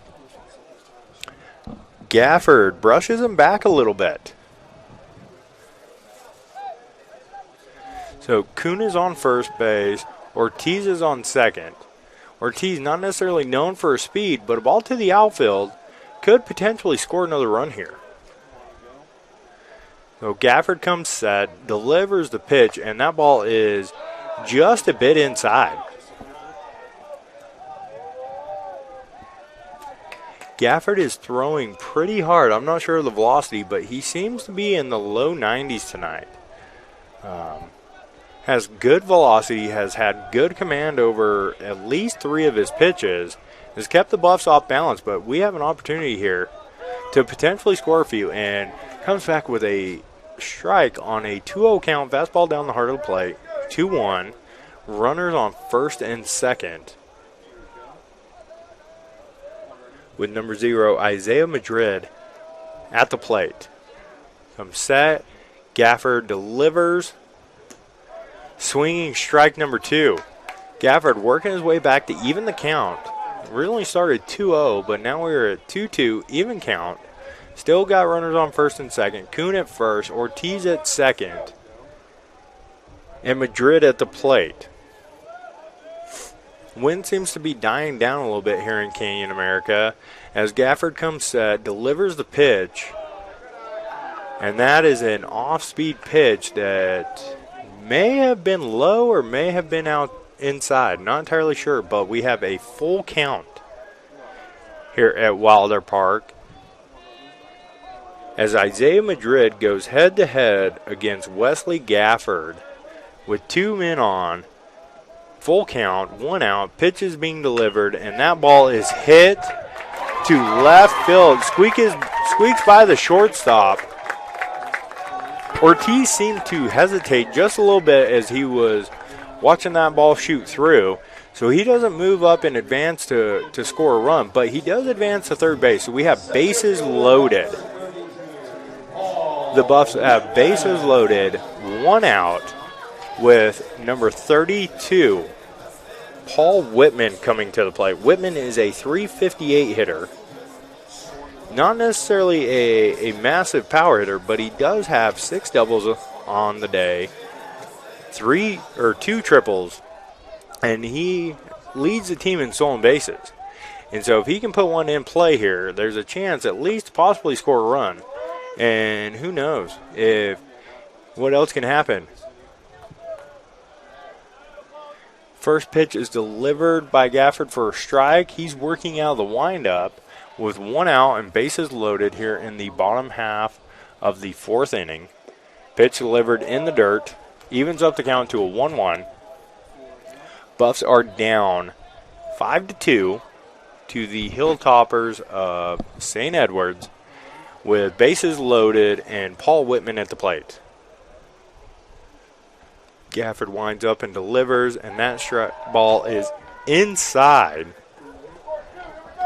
for a 2-1 count. Gafford, up until this inning, had been working pretty smoothly. 6 total strikeouts, 1 walk, seemed to be in control of all of his pitches and really dominating the Buff offensive lineup. Got himself in a little bit of jam right now with bases loaded and 1 out. There is a 2-2 count on the number 9 hitter, Paul Whitman. But Whitman's no slouch for being a 9-hole hitter. Like I said earlier, he is hitting .358. The freshman from Germany gets the pitch and is caught off guard. Not even swinging on that pitch, and that is a strike number 3. And so we have 2 away. Coming up to the plate, leadoff man, number 8, Eddie Savoy. Not sure if Whitman was guessing there and trying to pick out a particular pitch, but he guessed wrong and was caught looking for strike number 3, making Gafford's strikeout total to 7 total. And he comes in and starts off Savoy with a hard strike number 1. Not entirely sure if y'all caught that, but we have a cat at the ballpark. One of the fans brought a cat. I would love to say kitten, but that thing is pretty big. Not to be distracted, but we have a 1-1 count, 2 away in the bottom half of the 4th inning. Hilltoppers lead the Buffs 5-2. Eddie Savoy at the plate. Again, with bases loaded, we have Eric Ortiz at third base, Nolan Kuhn at second. Pitches delivered, foul ball. And we have number 0, Isaiah Madrid at first. So looking around this, a ball to the outfield could potentially result in more than just a couple of runs. Madrid, one of the quicker runners for the Buffaloes, if a ball is hit to the gap, there's a very good chance that he could come from first to score. We have a 1-2 count, pitches being delivered, and that is a swinging strike 3. And so Answorth steps on home plate to bring it to 3 outs, and that is a wasted opportunity for the Buffaloes. So we will go into the top half of the 5th inning as the Buffaloes go down with 1 run, handful of hits, and 3 runners left on base. Definitely a missed opportunity for the Buffs, but we will come back with number 1, Nick Marshall on the mound in the top half of the 5th inning.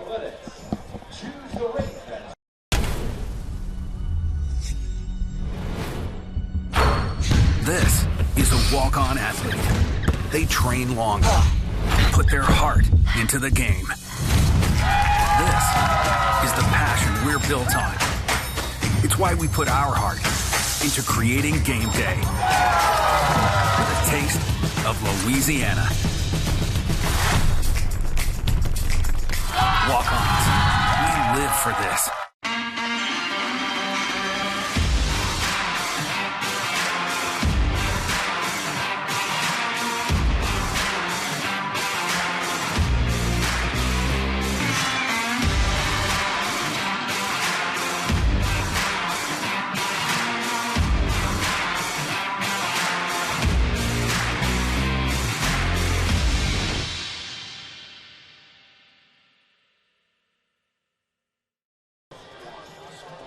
Welcome back to Wilder Park.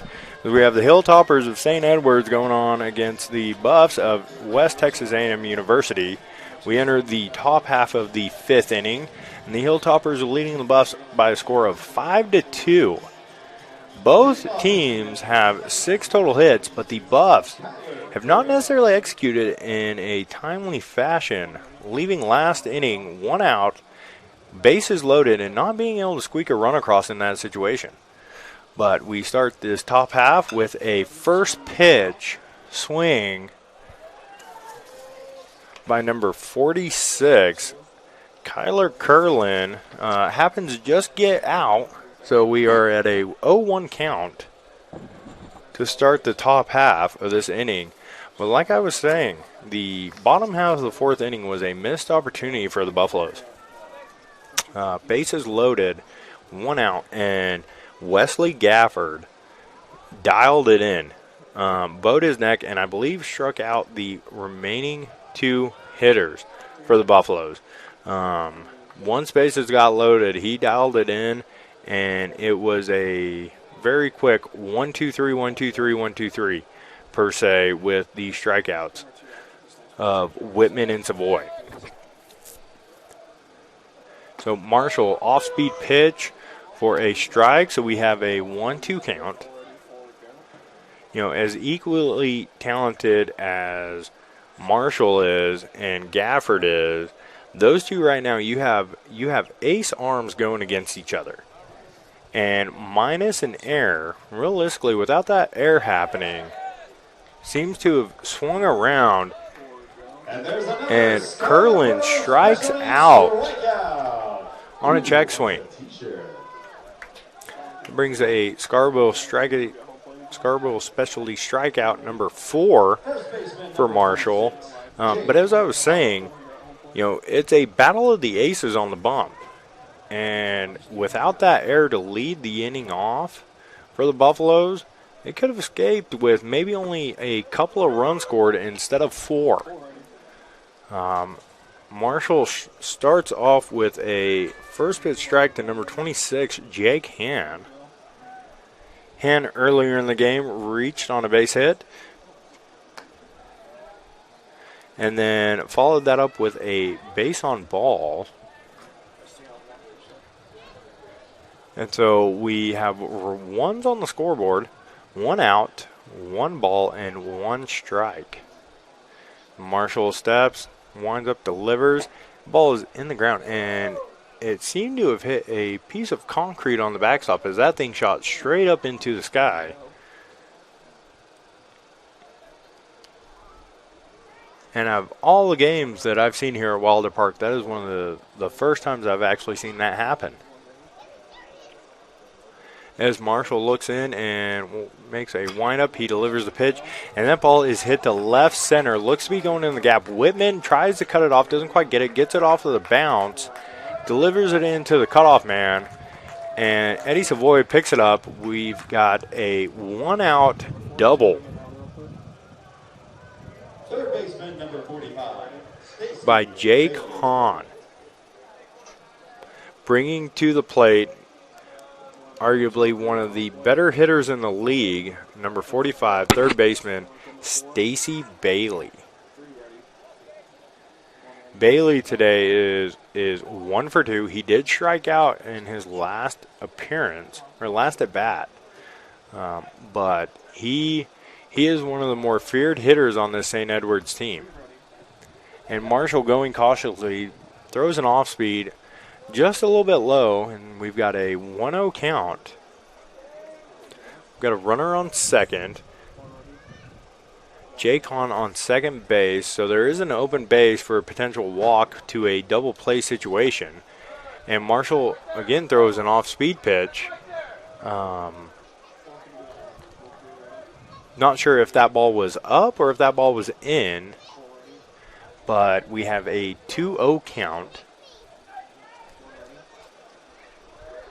on number 45, Stacy Bailey. Marshall looks back to second, delivers, fastball outside, high and out. We have a 3-0 count. granted, the Buffs have first base open to one of the league's best hitters, and so pitching around this person, pitching around Bailey is not necessarily a bad idea. Now, you do have Colin Ainsworth on deck, and so, or in the hole, and he also is a very talented student athlete for the Hilltoppers.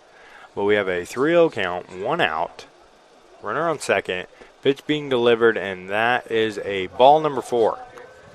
And so Bailey removes his shin guard and his elbow guard and jogs down to first base. So we have double play situation in place. Runners at first and second. Bringing to the plate the catcher, number 23, Colin Ainsworth.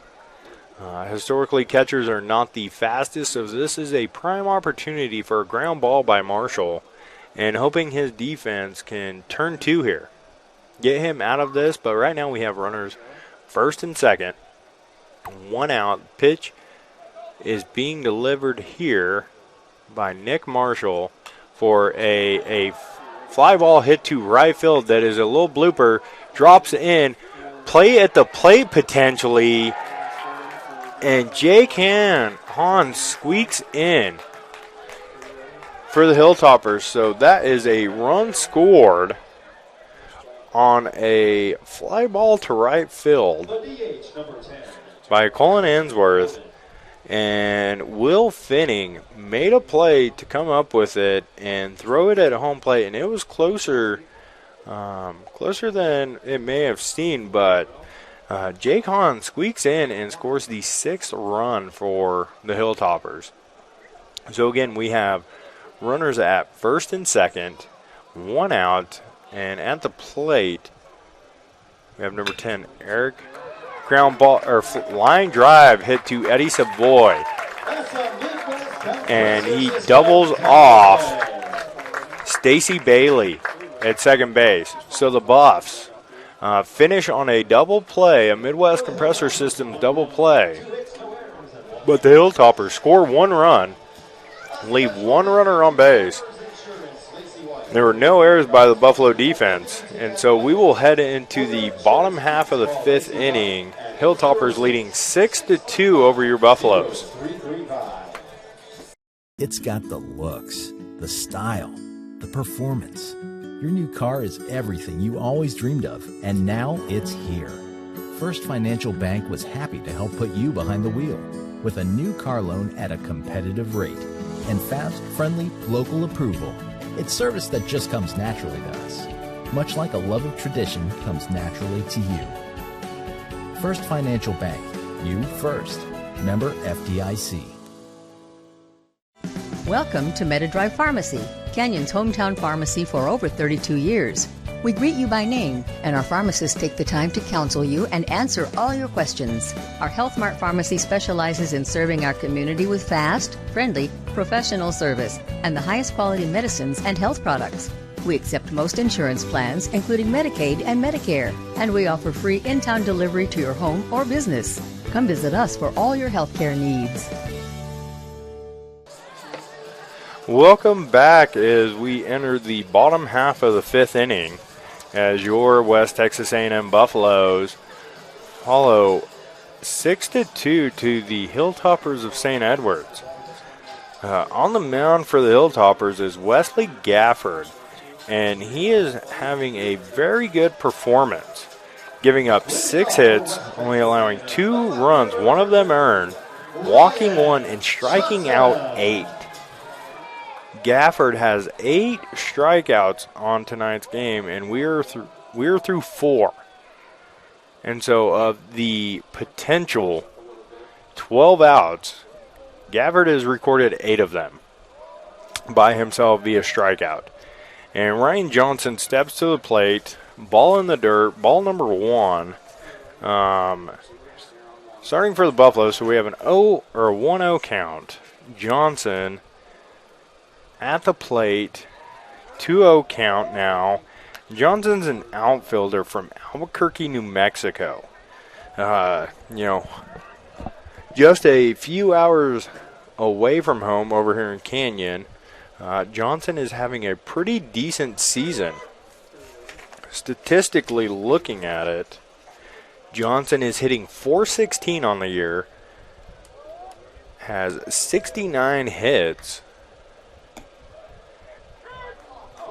and a handful of opportunities where, you know, he's had some good doubles. He's got 15 of those and 3 triples. And so I'm not necessarily going to say he's got warning track power, but with 6 home runs and 15 doubles, Johnson can swing it. Now, only standing at about 5'11", not the tallest guy, in which is crouch zone. That ball is blasted to left field. And Johnson, as I am talking about warning track power, hits it over the left field fence for his 7th home run of the year. For those of you who are watching this, I don't know if Johnson's parents are watching or not, but I will apologize. I was about to say that he has a little bit of pop for his size, but he absolutely lasered that over the left field fence. And so the Buffs get on the board early in the top half of the 5th, or bottom half of the 5th inning, with a solo shot by Ryan Johnson. Bringing to the plate, number 7, Zach Kamikow. Pitches down low for ball number 1. And Kamikow replacing the injured Kennedy Badgett. We still have not heard of exactly what is going on with Badgett, but looking into the Buff dugout, you can see Badgett up on the rail cheering on his Buffaloes. And that ball is hit softly to the second baseman for a pop fly, making the first out of the inning. So Kamikow goes down. Johnson starts the inning off with a laser beam to left field for a home run.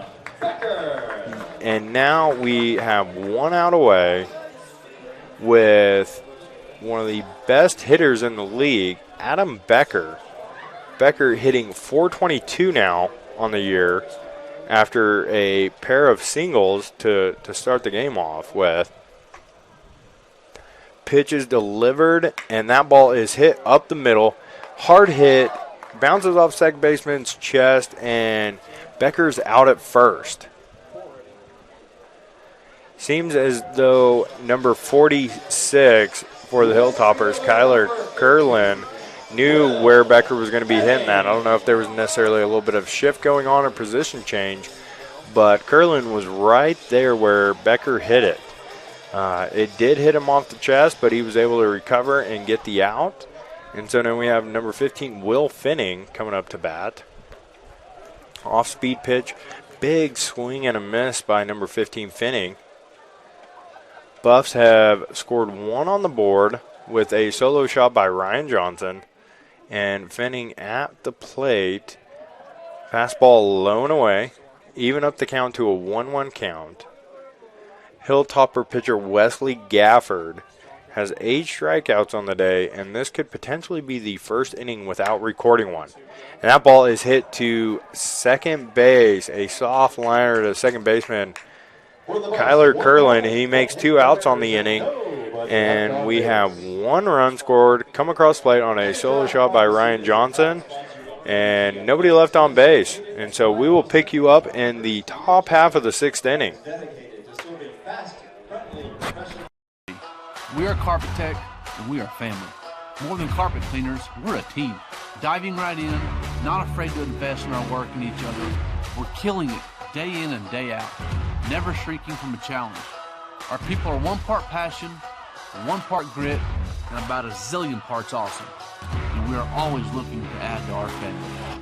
So what are you waiting for?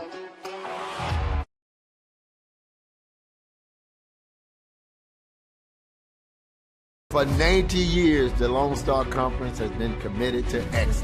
What began in 1831 as a 5-team conference has grown to 18 institutions spanning 4 states. And while membership has changed, the pursuit of athletic success and academic excellence has never wavered. 119 national championships, over 2,000 All-Americans, and nearly 300 academic All-Americans. Celebrating 90 years of success, this is the Lone Star Conference. Welcome back, Buff Nation, as we enter the top half of the 6th inning with your number 13 ranked West Texas A&M Buffaloes following the St. Edwards Hilltoppers 6-3. Last bottom half of the inning, Ryan Johnson hit a solo home run to start off the inning, and the Buffaloes couldn't find a way to capitalize and keep scoring some runs. And so after that, they went down in order, per se, and we are starting off this top half with number 7, ball right back up the middle, and tips off of pitcher Nick Marshall's glove. Isaiah Madrid not able to get a handle on that and throw it across the diamond. So Turner Olson reaches base with what I'm going to say is a hit.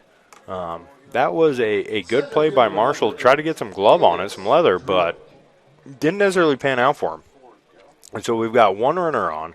Coming to plate, number 8, Davis Druick. And I hope I'm saying that correctly.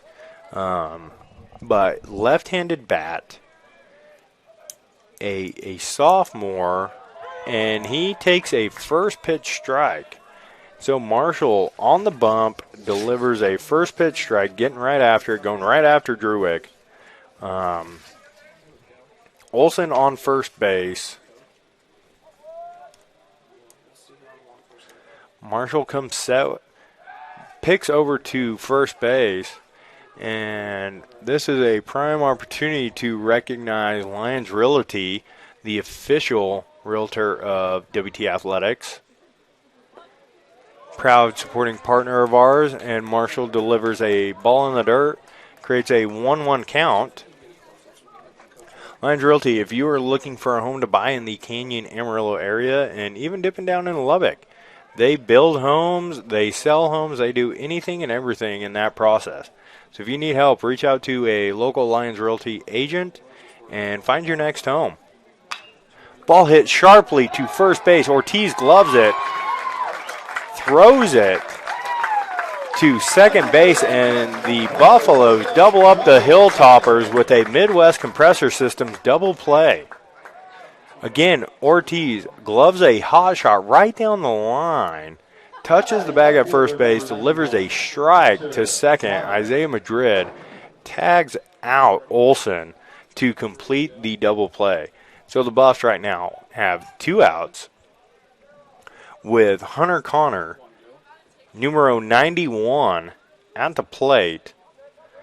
And the pitch is being delivered off speed, hit hard down the left field line, but that is a ground ball, foul ball. Ball ricochets off of the fence out into left field, so we're going to take a moment and let Ryan Johnson throw that in. Looks as though a pitcher was running down there to get that, and Johnson threw it to the dugout instead of his teammate. Baseball guys are a little bit different, and there's just an example of playing a little Rochambeau per se with a teammate. And so Marshall throws ball number 1 off speed again. And so Hunter Connor hitting in the 9 spot, getting a little bit of respect. Start off with back-to-back off-speed pitches instead of going right after him. That being said, another off-speed pitch again. Curveball looked to be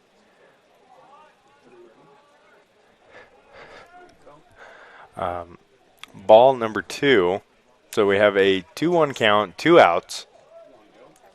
6-3 ball game here at Wilder Park as the Hilltoppers lead in the top of the 6th inning. Pitch is delivered. We have a 3-1 count by Marshall.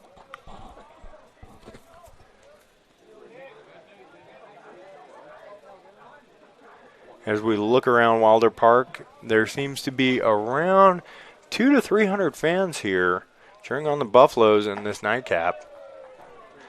And Marshall delivers a ball 4. And so Connor takes his base, bringing up the leadoff man, Morgan Allen. number 2, Morgan Allen.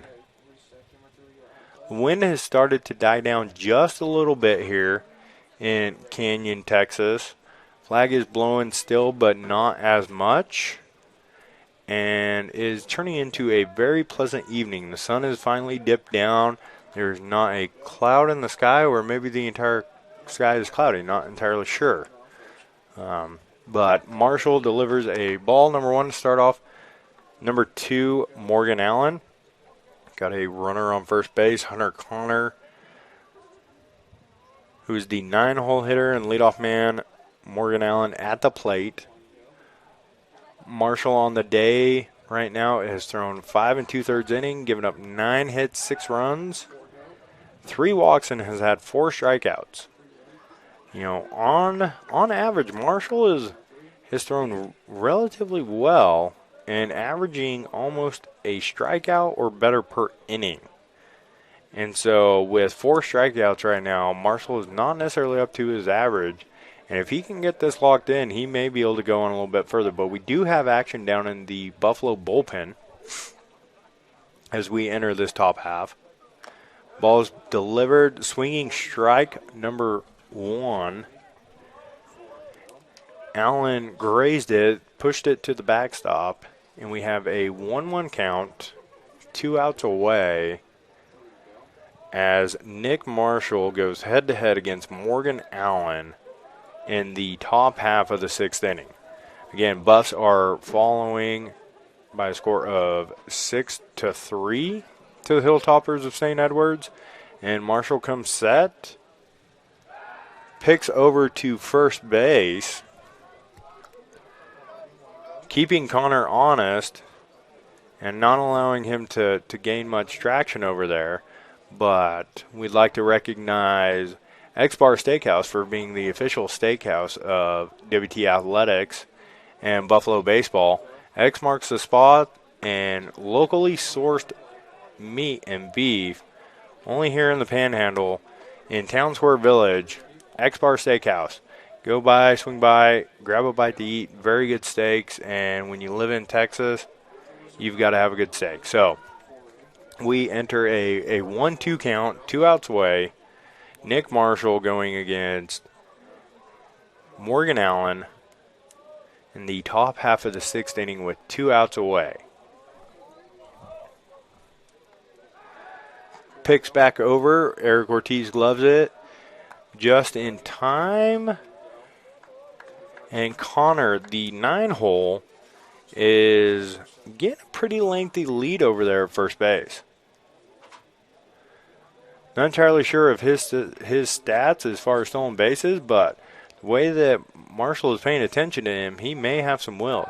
Another pickoff move. Again, back in safe, but Connor not being allowed to use those long legs and be able to swipe it back here. So we have a 1-2 count, 2 outs away.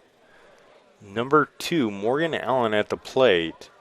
And number 91, Hunter Connor on first base. And there have been 3 pickoff attempts this inning with him. And that ball is hit high in the air.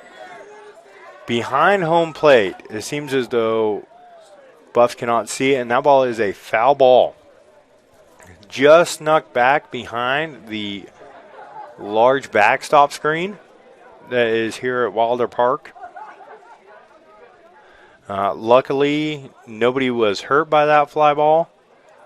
Seems as though everybody is okay. We do have a lot of small children running around tonight, which is a great environment here at Wilder Park, but everybody's all right. And so we have a 1-2 count, 2 outs away.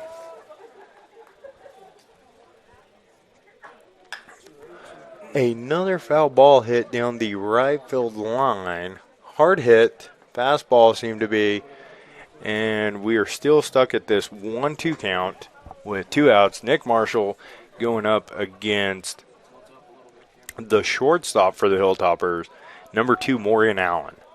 Leadoff hitter, one of the key individuals on this team for the Hilltoppers to watch. And pitch is delivered, pitch thrown. Looked to be pretty close.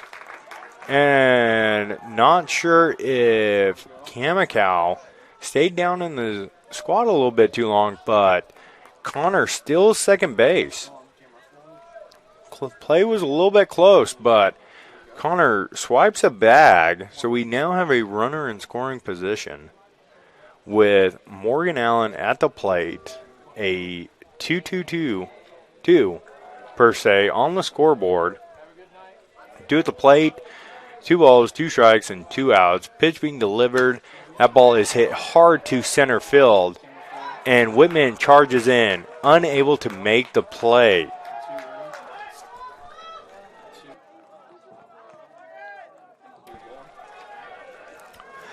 And Connor comes around from second base to score.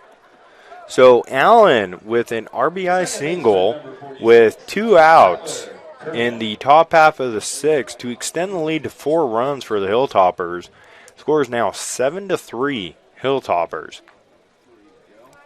Nick Marshall still on the mound for the Buffaloes. And number 46, second baseman Kyler Curlin coming up to bat. Curlin currently 0 for 3 on the day. And stolen. Got him. Kamikow throws out Morgan Allen. Allen, first pitch, running.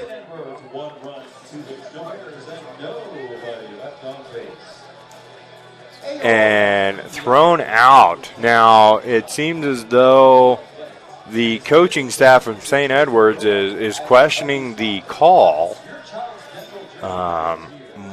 Allen at second base is not coming in. So he's got his helmet removed, but he's staying on second base. Looks as though the Hilltoppers are wanting to possibly challenge the play. But over here at West Texas A&M, we do not have a replay system in place, and so the umpires will gather, discuss this, but there's no way to go back into the replay system and verify if that runner was safe or out. And so it's going to be up to the officials, and it seems as though the call is going to stand. So we are going to go into the bottom half of the 6th inning after the Hilltoppers score 1 run on a base hit up the middle to score a run, and we will join you in the bottom half of the 6th inning here in just a bit. 80 years, the Lone Star Conference has been committed to excellence. What began in 1931 as a 5-team conference has grown to 18 institutions spanning 4 states. And while membership has changed, the pursuit of athletic success and academic excellence has never wavered. 119 national championships, over 2,000 All-Americans, and nearly 300 academic All-Americans. Celebrating 90 years of success, this is the Lone Star Conference. When you choose natural gas, chocolate chip cookies get a little tastier. Homes get a little cozier. Bank accounts tend to put on some weight. Towels get fluffier. Showers stay hotter for longer. And our blue planet gets a little greener. When it comes to choosing energy that's clean and efficient, nothing else could be. Welcome back as Eric Ortiz steps into the box. Left-hander squares away against Gafford on the bump in the bottom half of the 6th inning. And the first pitch is a ball low and away, off just a bit outside. And so we've got Eric Ortiz, which on the day is 0 for 1 with a walk. Second pitch fouled off by Ortiz to the backstop. The first baseman for the Buffaloes is hitting .267 with 9 home runs and 12 doubles. So Ortiz has some power, and pitch is being delivered. Big swing and a miss. Ortiz swings through a off-speed pitch, and we are down in the count 1-2. Another off-speed pitch. Looks like first base coach Kyle Moose unable to actually come up with the play. He did kind of look like he took a step back and was a little bit scared of that ball. Moose, the graduate assistant for the Buff baseball team, former catcher, May just be the fact that he wasn't covered up with gear and protected, but he did not make a very good attempt on that ball. So Ortiz, down in the count, 1-2. Another foul ball to down the third baseline. Almost into the dugout. Nobody was harmed, but assistant baseball coach Sean Nill picks it up, throws it into head coach Matt Vanderberg, and we are still at a 1-2 count on Eric Ortiz. High fastball. Now, that fastball seemed to be as though it got a little bit away because the way that Answorth was set up looked to be maybe blown away, but fastball was up and in, changing eye levels a little bit and coming in with an off-speed low on Ortiz's foot. Looked to be a slider on the back foot, and Ortiz did not chase, so we have a 3-2 count. No outs in the bottom of the 6th inning. Hilltoppers leading the Buffs 7-3 with Eric Ortiz at the plate, and that ball is hit hard to dead center. Wow.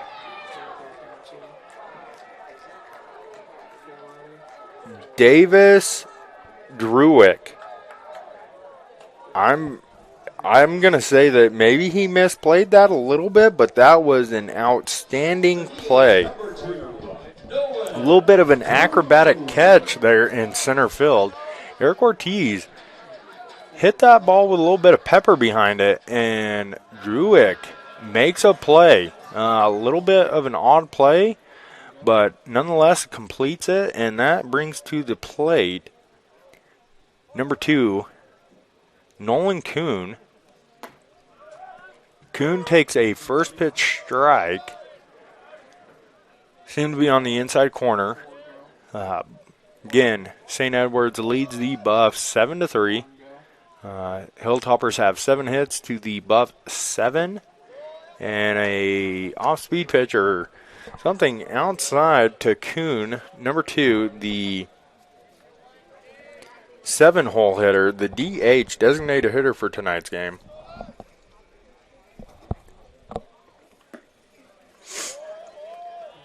Takes a ball number 2. Now the catcher was set up off the plate, and that came a little bit across. Looked to be a strike from here, but based on the location of the catcher, unsure. And that ball is hit again, and so can Druick make another play? No, he cannot. And so Kuhn rounds first base, makes his way into second, off the warning track, and Lee starts the Buffs off after 1 out with a double.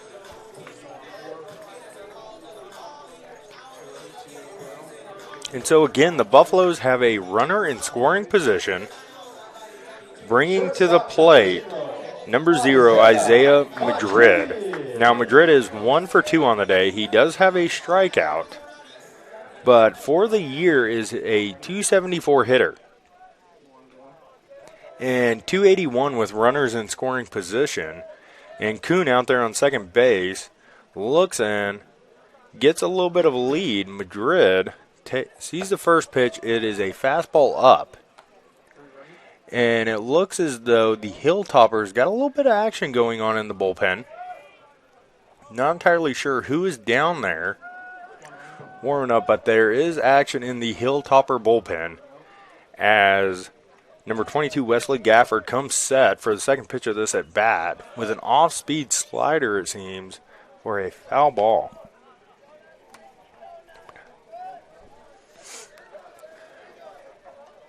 And in the bullpen for St. Edwards is number 9, Jason Flores.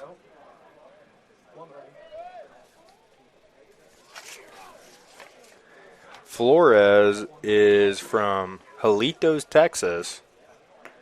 Not sure if we'll see him this inning or not, but one of the keys to the game for Coach Matt Vanderberg was to get into the Hilltopper bullpen. At this time, catcher number 23, Colin Answorth, makes a mound trip. This could be to buy a little bit of time. This is the first mound visit of the game. We've got a 2-1 count with 1 out in the bottom of the 6th inning. And this could be just buying Flores a little bit more time there in the bullpen to get warmed up. This could be the last hitter, possibly, for Gafford, as he is at around 100 pitches. Now, Gafford has 8 Ks on the day with 1 walk. He's thrown exceptionally well through 5 1/3 innings, only allowing 8 hits on 3 runs, 2 of them being earned, and delivers a pitch, and it's a foul ball off the backstop.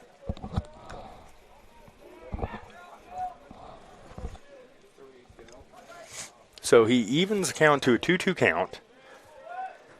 Isaiah Madrid hitting .274 on the year in a 2-2 count. Runner on second base. Nolan Kuhn on second. Second baseman holding him on, so a ball to the right side may squeak through and possibly score. Madrid hits it to third baseman, slow ground ball, and actually beats it out at first base. Had a high pop after the initial contact with the ground and was able to beat that out. And it looks like that we're going to have a pinch hitter here.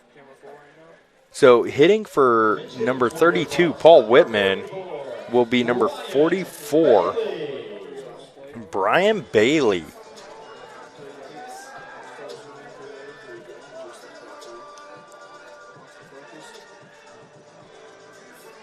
Bailey has seen time for the Buffaloes, starting a few games in center field for them. On the year,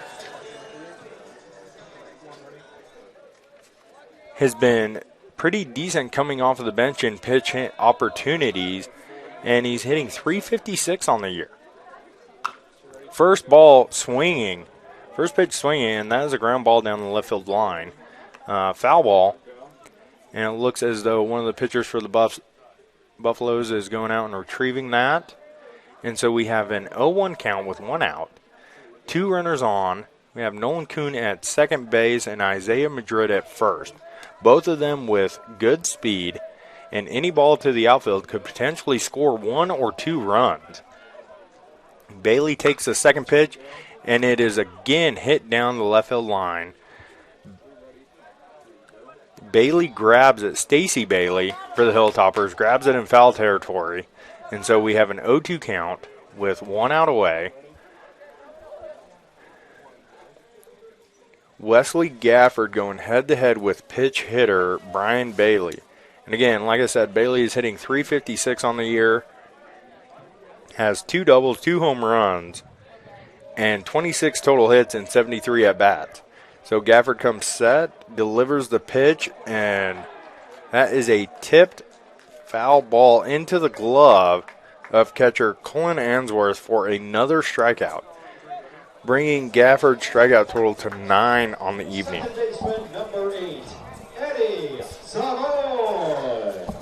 So the Buffs are now down to 1 out. We've got 2 outs on the scoreboard. Leadoff man, top of the lineup coming up. And number 8, Eddie Savoy at the plate.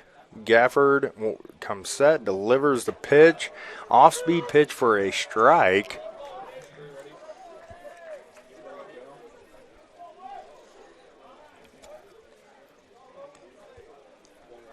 Savoy, a .348 hitter on the year. So far today, does not have a base hit. Has 2 strikeouts and hits a ground ball to second base. Has a high hop there at the last minute and delivers it to second base. So the Buffs again leave runners on base. Start the inning off and have a runner in scoring position, and the Buffs not able to squeak anything through. And so Buffs go down. Entering the top of the 7th inning, the Hilltoppers lead 7-3 over your 13th ranked West Texas A&M Buffaloes. And it looks as though we have a new pitcher coming into the game for the Buffaloes. We will catch you up with everything that's going on with the pitching change after this break. When joints begin to fail, it's more than an inconvenience. The relentless grinding pain slows you down, and can even stop you from doing the things you enjoy in life.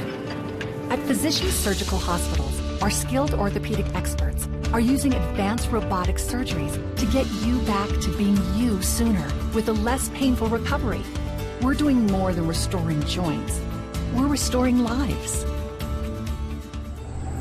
Days are built on mornings, and Whataburger is built on burgers. Mornings, burgers. Morning burgers? Yeah, all right. Good thing there's a burger made just for breakfast, topped with breakfast. The limited time breakfast burger is back at Whataburger. Welcome back, and on the mound for the Buffs is number 36, Colton Charnhole, left-handed pitcher from Ennis, Montana. The junior played some baseball at Washington University. Looks to be a relief pitcher, left-hander, has some pretty good velocity and some decent off-speed. And so this could be one of the top pitchers out of the bullpen for the Buffs. And when we are trailing 7-3 to the Hilltoppers, we need to try to eliminate as many runs as possible right here. And so head coach Matt Vandenberg going with one of his best arms out of the bullpen and left-handed pitcher Colton Charnholm. And at this time, we'd like to recognize some of our corporate partners. Canyon Steak Company here in Canyon, Texas, down on the square. They are one of the better steak companies, and anytime you come to Canyon, if you're looking for a quality steak and a good piece of meat, go swing by, visit Troy, Sonia, and Paige at Canyon Steak Company. And so coming to the plate, we have number 36 facing off against number 46. 46 for the Hilltoppers is Kyler Curlin, the second baseman, has seen a little bit of action over there defensively, making some good plays. And the first pitch to him is a strike on the outside corner. Curlin is currently 0 for 3 on the day with one strikeout. He's had 2 ground balls to the shortstop in his first 2 at-bats, and he turns on that pitch down left field line, ground ball, foul. Adam Becker picks it up, takes it back to Charnholm on the mound.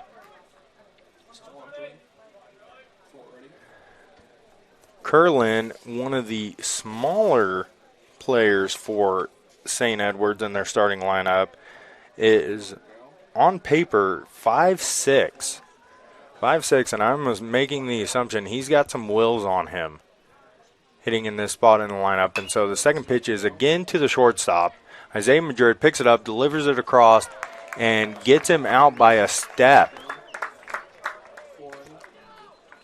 Great play by shortstop number 0, Isaiah Madrid, on the run. Delivers a strike over to Eric Ortiz to get Curlin out. And that's bringing the 3-hole hitter up, number 26, Jake Hahn. Hahn is 2 for 2 on the day with a walk. He has scored 3 times.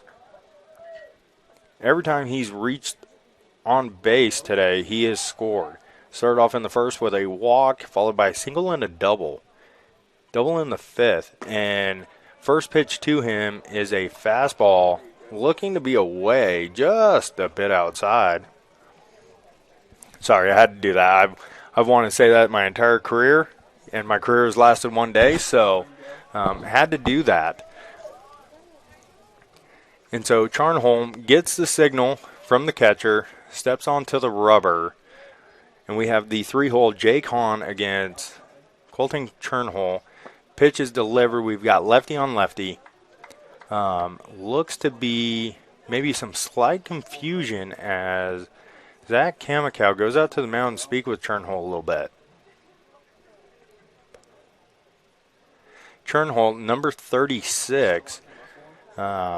Matt Vandenberg, the head baseball coach for the West Texas A&M Buffaloes, historically has always worn the jersey number 36, and this year gave it up for Charnholm. Not sure if there's a superstition behind that number or what it is, but this is the first year that somebody on the Buffalo baseball team outside the head coach is wearing number 36. So the Buffs trail 7-3. We are in the top half of the 7th inning, a 2-0 count with one away to the 3-hole hitter, Jake Hahn. Pitch is delivered, and that is a strike on the outside corner. Again, Hahn is 2 for 2, scored 3 runs today with a double and a walk. So this is a big at-bat, not only for Turnhull, but for Hahn as well. It's lefty-on-lefty matchup, exactly what Coach Vanderberg was hoping for. And a 2-1 count, pitch being delivered. Actually, he steps off. Turnhull steps off. Not sure if there's difficulty seeing the signs or what it may be, but there seems to be a little bit of confusion between catcher Zach Kamikow and pitcher Colton Turnhull. And actually, assistant coach Corey Hall is making a mound visit.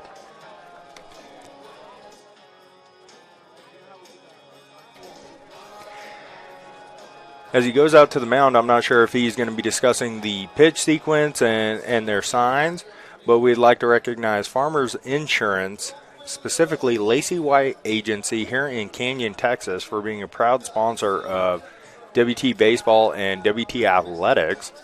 Also like to recognize Atmos Energy, the local Panhandle Energy Company, great supporter of Buff Nation and all athletics here for WT and the university. And it looks as though Coach Hall and pitcher Turnhull and Zach Kamikow have figured it out, and so he's exiting. Turnhull steps back up onto the mound. Kamikow sets down, takes the sign from the pitching coach Corey Hall, shows it into Turnhull. Turnhull looks down at his wristband, gets the sign, steps onto the rubber, comes set, and delivers the pitch. And that is a strike hit over to third baseman Adam Becker. He throws a laser across the diamond to Eric Ortiz for the second out of the inning. And so the Buffaloes have 2 away. Or excuse me, the Hilltoppers have 2 away with the cleanup hitter coming up to bat, Stacy Bailey.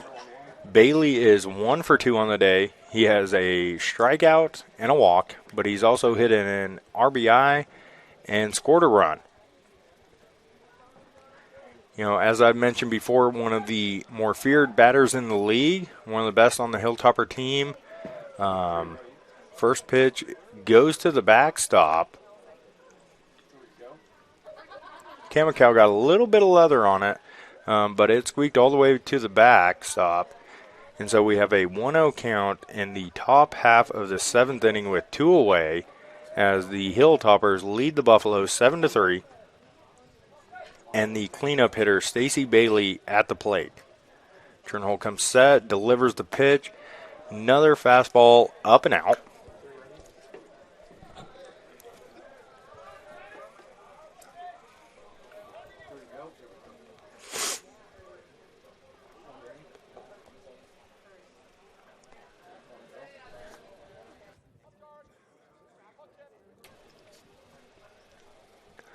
Two-0 count, 2 away. Pitch being delivered, and there must have been a little bit of confusion on that because Kamikow looked as though he was coming out to receive a fastball, and it was actually an off-speed pitch that broke in. Could potentially have been a strike, but there's seems to be a little bit of confusion between pitcher and catcher here. Hopefully they can get it dialed in. So far, Turnhull is gone down in order, 1 and 2, and now delivers a fastball for a ball 4 to Stacy Bailey. So Buffaloes walk the first runner for the Hilltoppers in the top half of the 7th inning. So we've got 2 away, 1 out, or 2 away, runner on first. And coming to the plate is number 23, catcher Colin Answorth. The sophomore is 2 for 3 on the day. Has 1 strikeout. He's got 2 singles and has 1 RBI. Pitch being delivered is a fastball on the inside part of the plate. Bailey not really recognized for his speed, but he does have a few stolen bases, and earlier in the game had call it a stolen base or a defensive indifference. Runners were on the corners, and he did advance to second base. But we now have a pitch coming in, and that seems to be high. So we even the count at 1-1 with 2 away. And catcher Colin Answorth at the plate. Colton Charnholm, on the mound for the Buffaloes. The Montana native has a 5.65 ERA on the year. And that ball is hit high and deep and on the warning track. Ryan Johnson reels it in. If you can see the flag right now, it is not moving at all. It is laying flat, and if that wind was up a little bit, that ball had a chance of getting out. But the Hilltoppers score 0 runs on the top half of the 7th inning. 1 runner left on base, and we go into the bottom half of the 7th inning. Your West Texas A&M Buffaloes trailing 7-3 to the St. Edwards Hilltoppers. We are Carpet Tech, and we are family. More than carpet cleaners, we're a team. Diving right in, not afraid to invest in our work and each other. We're killing it day in and day out, never shrinking from a challenge. Our people are 1 part passion, 1 part grit, and about a zillion parts awesome. And we are always looking to add to our family.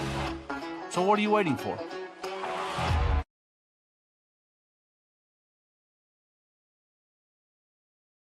For 90 years, the Lone Star Conference has been committed to excellence. What began in 1931 as a 5-team conference has grown to 18 institutions spanning 4 states. And while membership has changed, the pursuit of athletic success and academic excellence has never wavered. 119 national championships, over 2,000 All-Americans, and nearly 300 academic All-Americans. Celebrating 90 years of success, this is the Lone Star Conference. Welcome back, and on the mound we have a new pitcher, number 9, Jason Flores. If you remember last half of the inning, he was in the bullpen warming up as Wesley Gafford threw 6 innings, gave up 9 hits, 3 runs, 2 of them earned, only walked 1 hitter, and had 9 strikeouts. Total of 109 pitches for Gafford. Quality start for him, and now they've moved it into the bullpen. And the bullpen for the Hilltoppers is pretty solid, but one of the keys for Coach Vanderberg was getting deep into that bullpen. So I'm not sure how deep it is for the Hilltoppers, but they're coming at the Buffaloes with number 9, Jason Flores, to start off the bottom half of the 7th inning. His first pitch is a strike on the outside corner to number 30, Ryan Johnson for the Buffaloes. Johnson is a .419 hitter on the year. He's currently 2 for 3 on the day. And that ball is hit hard to center field, but right at him. And so Davis Druick records the first out of the inning. Hard hit baseball, but right at him. Just a little bit of bad luck there, but a good swing. And so coming to the plate now is number 7, Zach Kamikow. The catcher for today is over 2, has 1 strikeout, and takes a first pitch ball. Looks to be on the outside part of the plate. or just off the outside part. Kamikaze now is hitting 174 on the year.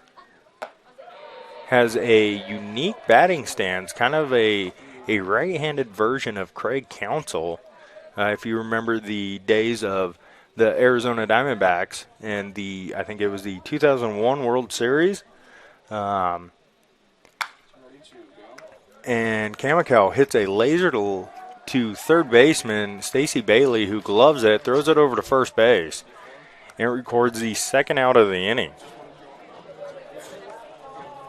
And so Flores, on 5 pitches, has recorded 2 outs. Now he's facing one of the more feared hitters in the league in number 22, Adam Becker. Becker's a .420 average hitter who is 2 for 3 on the day. Leads the Buff team with 14 home runs. Has a total of 73 RBIs and is ready for the first pitch. Looks to be a slider on the outside part of the plate for strike 1. So your Buffs are trailing 7-3 to the Hilltoppers. There's 2 away in the bottom half of the 7th inning, and pitch number 2 to Becker's coming. That is a jam shot down the right field side of the field for a foul ball. And it looks as though Michael Martinez for the Hilltoppers is going and retrieving that foul ball. I'll give him a shout out.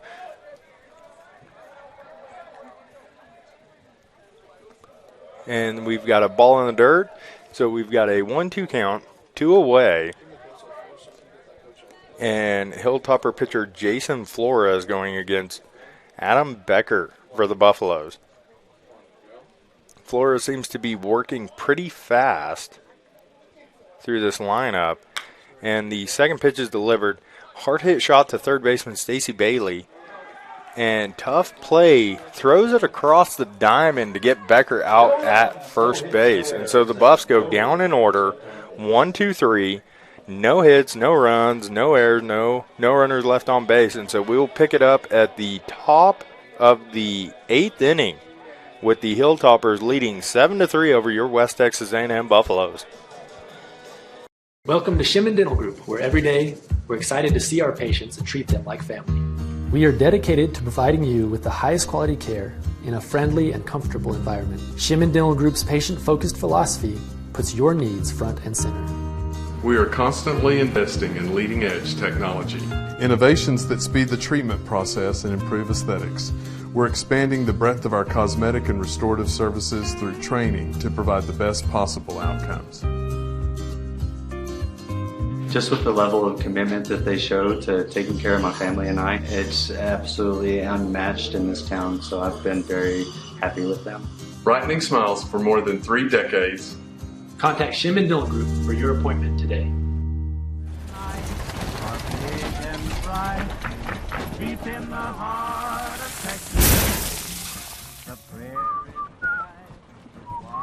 Bud Light, proudly brewed in the heart of Texas. Welcome back to Wilder Park as your number 13 ranked West Texas A&M Buffaloes are trailing the Hilltoppers of St. Edwards 7-3. We have Colton Charnhole on for his second inning of relief following starting pitcher Nick Marshall. Marshall went 6 innings, gave up 10 hits, allowed 7 runs, 3 of them earned, walked 3 of the Hilltoppers, and had 4 strikeouts. That's below his season average for the year, but was pretty effective other than 1 big inning. That first inning giving up 4 runs. And so at the plate for the Hilltoppers is number 10, Eric Warden. Warden is 2 for 3 on the day, has 2 RBIs. He's reached on base with 2 singles. Both of those were RBIs, but he did hit it into a double play in the 5th inning. And he starts off this inning getting a little bit behind with an 0-1 count as Charnholm throws a strike in there. He receives the pitch or the signal from Zach Kamikaze behind the plate, delivers it. It's a fastball outside. And so Warden is behind in the count, 0-2.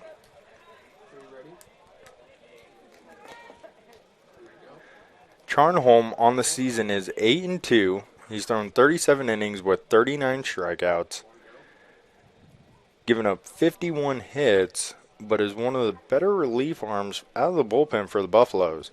And he throws an off-speed pitch into the dirt, changing the eye level up a little bit on Warden.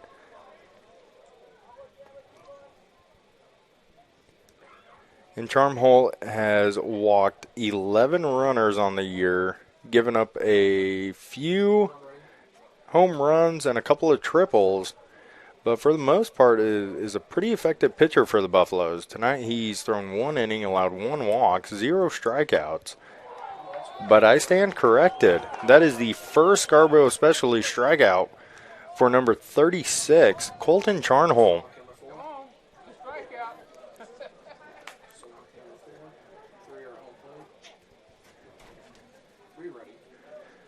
At this time, we'd like to recognize First Capital Bank of Texas for being a proud sponsor of WT Athletics and Buff Baseball.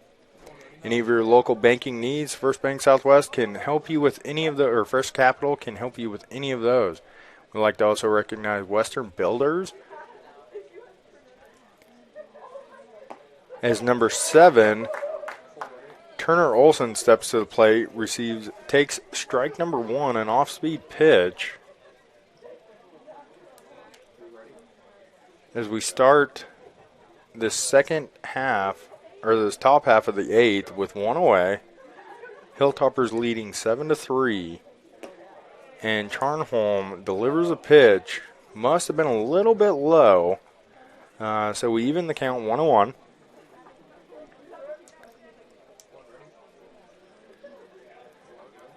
Hilltoppers are having their way today with a total of 10 hits and 7 runs. Fastball a little bit inside, hits off the glove of Kamikow, goes to the backstop.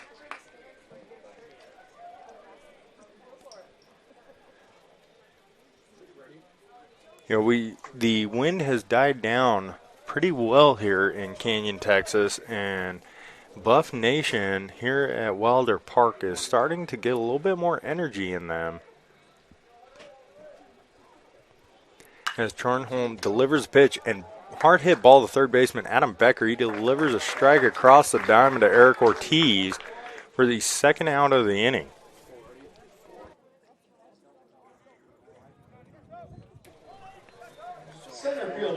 And this brings to the plate number 8, Davis Druick. Now, if you remember right, a couple innings ago, Davis made a spectacular play out in center field. A little bit of an acrobatic play. I'm not sure if he misread it or if he was planning on doing it that way, but nonetheless, put the leather on it and made the play. Left-handed bat for the Hilltoppers is 0 for 3 on the day, with 2 flyouts to center field and a double play in the 6th inning.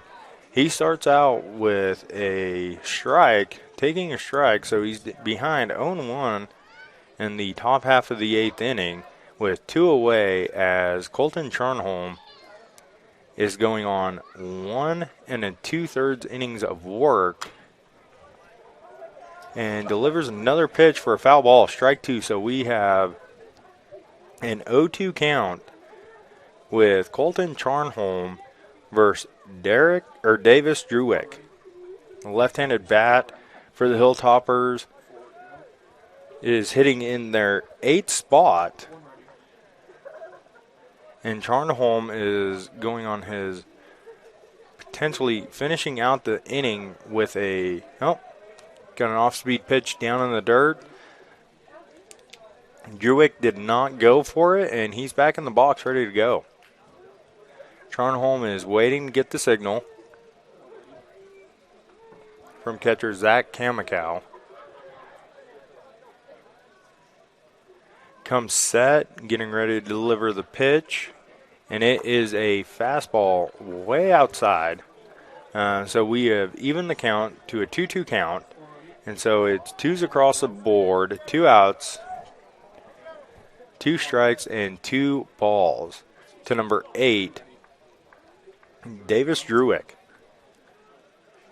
Charnholm gets the signal from the catcher, comes set, prepares to deliver a pitch, and it is a strike. Druick did not swing, and that is the second Scarborough Specialty strikeout for Colton Charnholm. And so the Hilltoppers go down in order in the top half of the 8th inning. And so your West Texas A&M Buffs will come up trailing 7-3 in the bottom half of the 8th. Life, things aren't scripted. If you're an athlete, we need people like you and translate those skills to officiating. You can get a lot out of it. It happens in every town, in every game. We never have a perfect game, but the rewards always outweigh the negativities.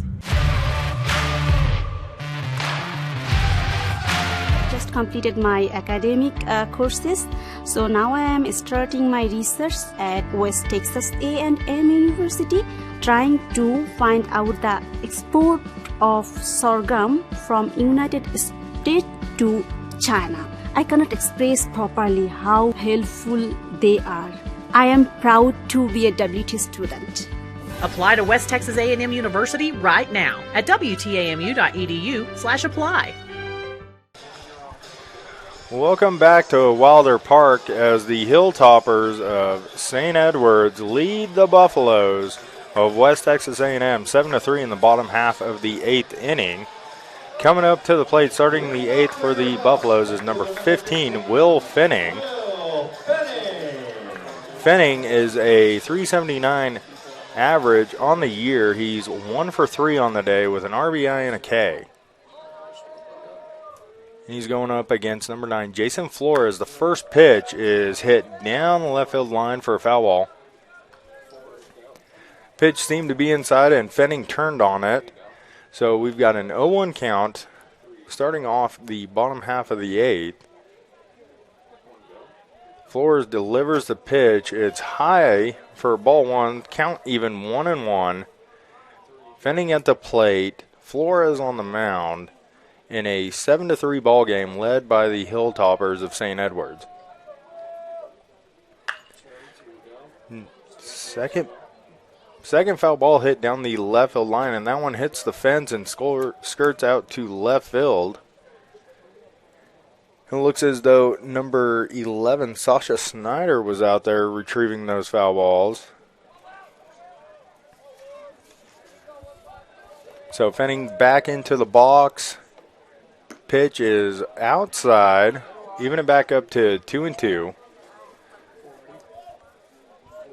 Take a moment and recognize Feldman's Wrong Way Diner for proudly supporting West Texas A&M University and the athletic programs here for the Buffs and Lady Buffs. Flores delivers a pitch that it hits the black of the plate for a looking strikeout. Flores gets Finning on a fastball on the black for strikeout number 1. So Flores has worked 1 1/3 innings with 1 strikeout, has not allowed a hit yet, and now is facing up against left-handed bat Eric Ortiz. Ortiz, .265 average hitter, sees the first pitch and takes a big cut but misses. Ortiz on the day struck out in the first, walked in the 4th, and then hit a laser to center field to fly out. And he is behind in the count, 0-2. Flores working very quickly off of the mound and dialed in, so to speak, right now. Has an off-speed pitch low in the dirt, so we've got 1-2 count. Eric Ortiz at the plate, Jason Flores on the mound. Flores has 1 strikeout on the day with no hits allowed. And the second pitch is actually going to be a ball, so we're going to even this thing up at a 2-2 count. As Ortiz steps back into the box, Flores prepares, gets ready, and delivers the pitch. And that ball is hit hard to right field. And that is a single for number 25, Eric Ortiz, his first hit of the game. And so the Buffaloes have a runner on with one out in the bottom of the 8th inning, trailing 7-3 to the Hilltoppers. Bringing to the plate, switch hitting, number 2, DH, Nolan Kuhn. Again, Kuhn is 2 for 3 on the day. He's a .359 average hitter on the year. He's recorded a handful of doubles, a handful of strikeouts, and a handful of walks. He has 23 hits on the year, and he takes a massive cut. With a swing and a miss, he's down 0-1. Ortiz over on first base is not known for having wills, so I don't expect to see him moving at any time. But Kuhn, on the other hand, can put a ball in play in the infield and beat it out. The infield is set at double play depth. Second pitch is delivered, and he hits it the other way to left field. Fly ball caught by the left fielder. And so Kuhn flies out, records the second out of the inning for the Buffaloes. And Ortiz is still over on first base, bringing to the plate number 0, Isaiah Madrid. Madrid, 2 for 3 on the day, .280 average hitter. He's recorded 33 hits on the year and 22 walks. So he's an effective 8-hole hitter. He's got a good eye. And that ball is hit softly to right field.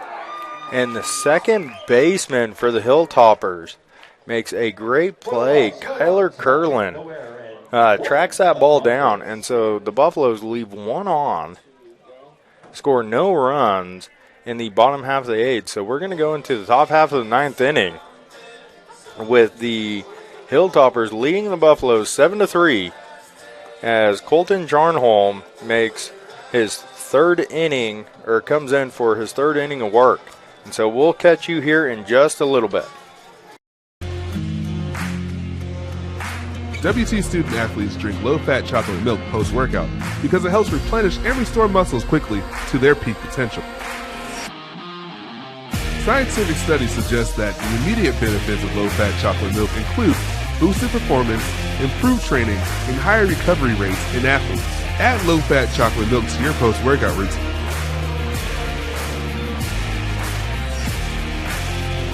Go Bucks!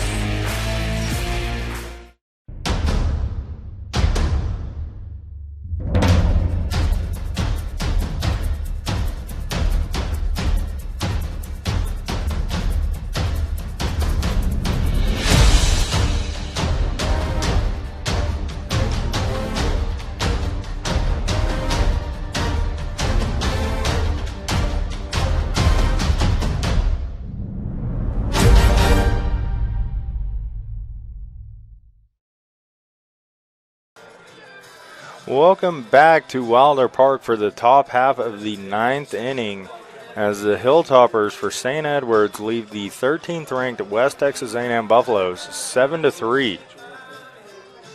Colton Jarnholm is on the mound in relief, going on his third inning of work, and coming up to the plate to face him in this top half is number 91, Hunter Connor. Left fielder for the Hilltoppers is 0 for 2 with a walk, 1 strikeout, and he has scored a run.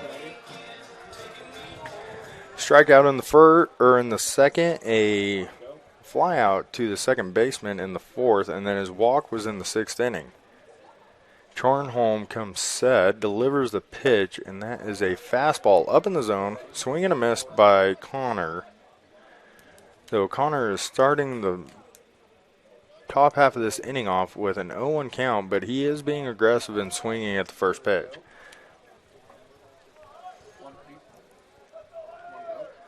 Jarnholm comes set, delivers the pitch, and that is a foul ball to the backstop. And Connor behind in the count, 0-2. Jarnholm this game so far has 2 strikeouts and 1 walk. He's faced 7 batters. And on the year has thrown 38 innings. He's got a record of 8-2. Left-handed arm out of Montana, has a 5.5 ERA, or 5.45 ERA, excuse me. Delivers the first ball of the at-bat. So we have a 1-2 count. No outs to the first batter of the top half of the inning for the Hilltoppers.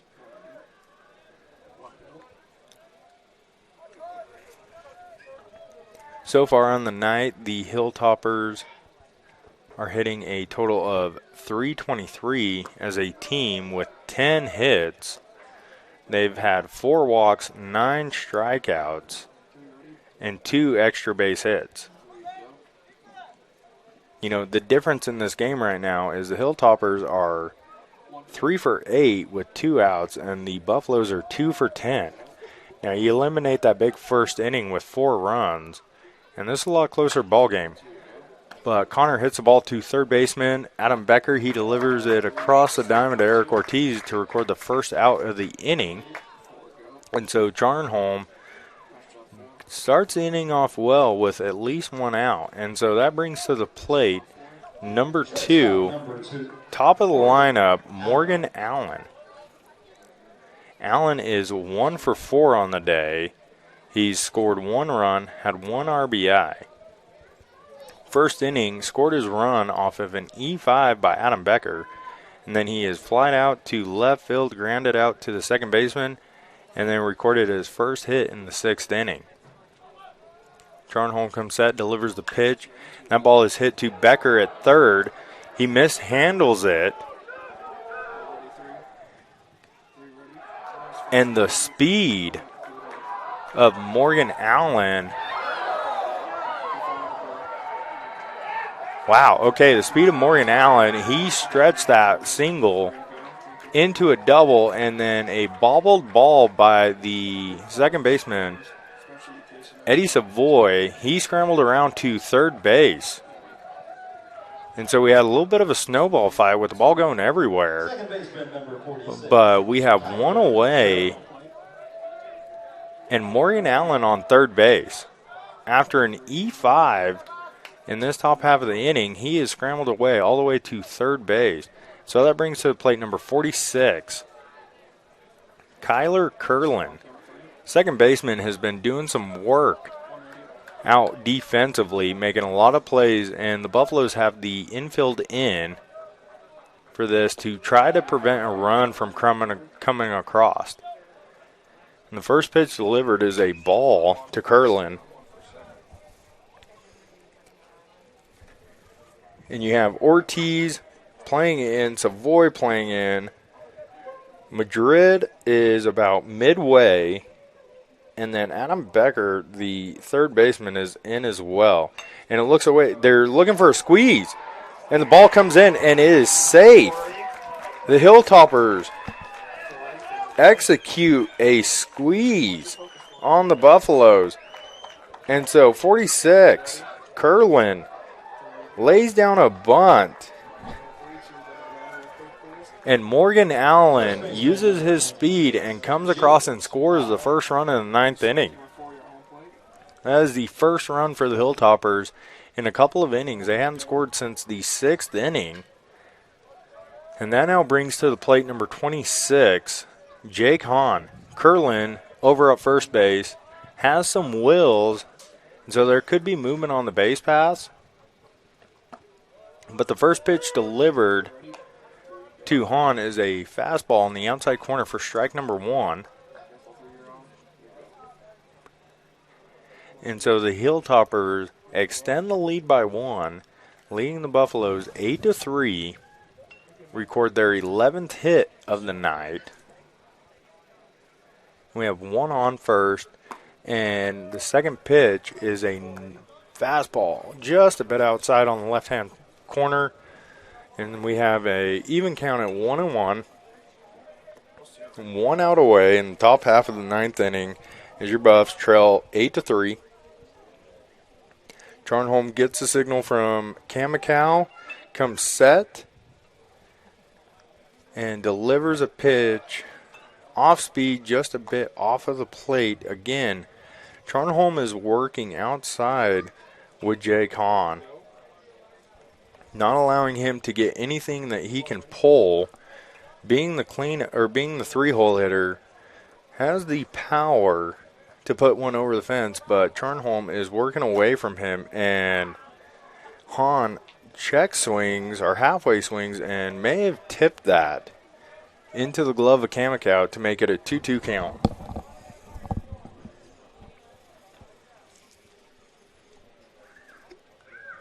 Hahn on the day in the first inning walked. In the third, recorded a single. In the fifth, recorded a double, and then grounded out to the third baseman in the seventh. And that pitch is outside again, so we have a full count with 1 out. Curlin on first base, and this may be a prime opportunity for the Hilltoppers to send somebody in motion and run over here. Now, full count, if it's a strike, we have a chance for a double play potentially, and it's a swinging strike.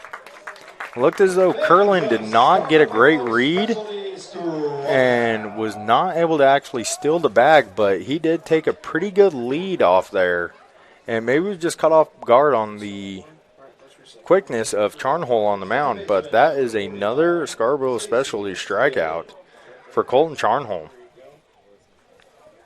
making his third strikeout on the evening, bringing to the plate number 45, third baseman Stacy Bailey.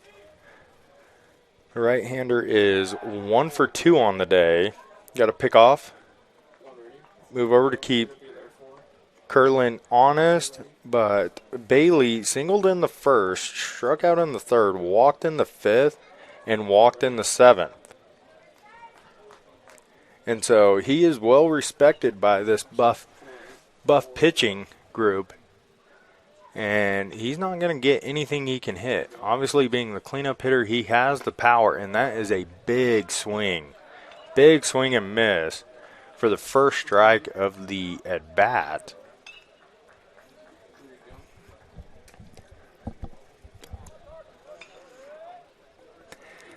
Charnholm has given up 1 hit and 1 run. It was unearned. He's walked 1 and struck out 3 of the Hilltoppers tonight in his 2 2/3 inning of work. He comes set, delivers the pitch, and that's an off-speed pitch that is hit down the right field line.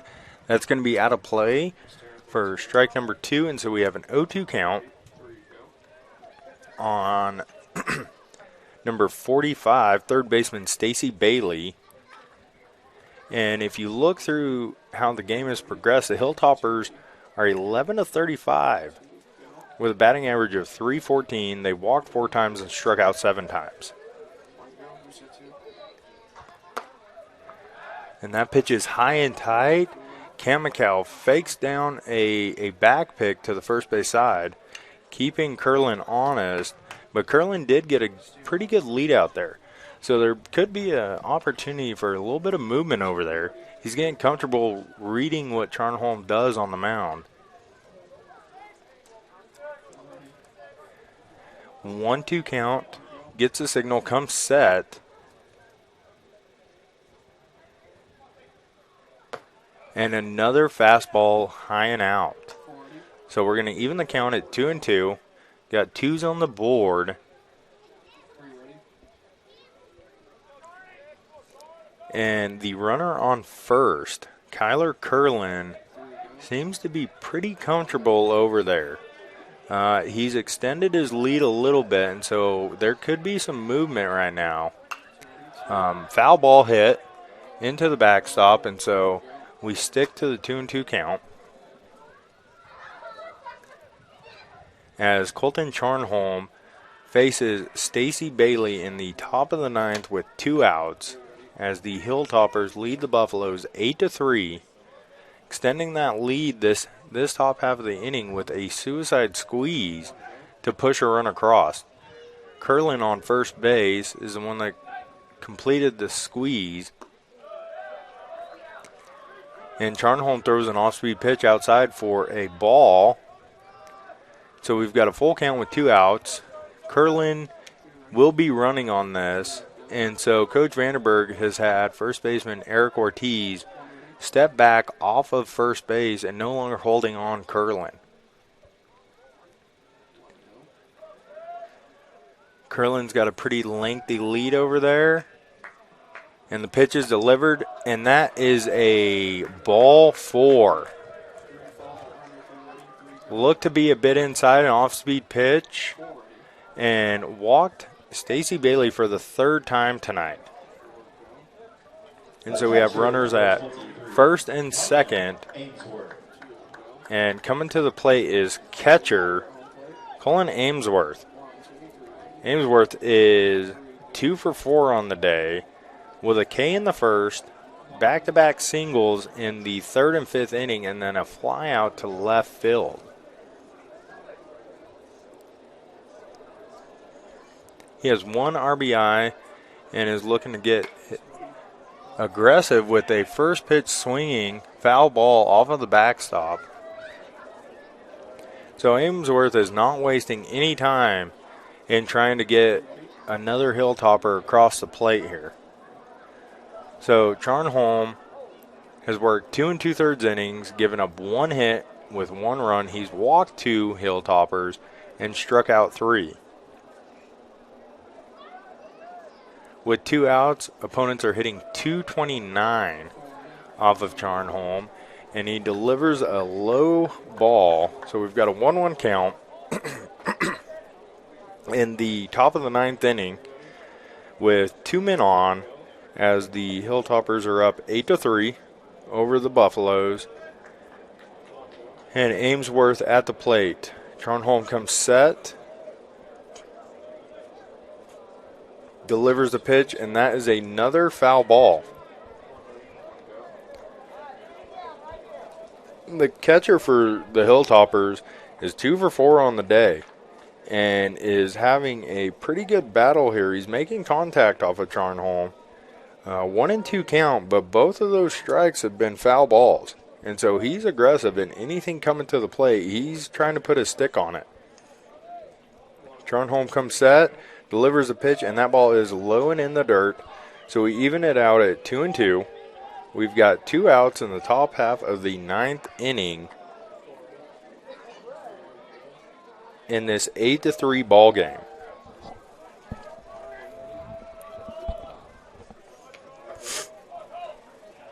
The score may not necessarily do it justice, but this is an intense game, and that ball goes into left field. Ryan Johnson picks it up and is going to deliver it to home plate, gets cut off by Adam Becker. And so Colin Amesworth with an RBI single, bringing him to a 3 for 5 day with 2 RBIs. Charnholm gives up his 2nd hit and allows a 2nd run to come across the plate. And so we've got runners at 2nd and 1st with Stacy Bailey at 2nd base and Colin Amesworth at 1st. Bringing to the plate, excuse me, number 10, the DH, Eric Warden.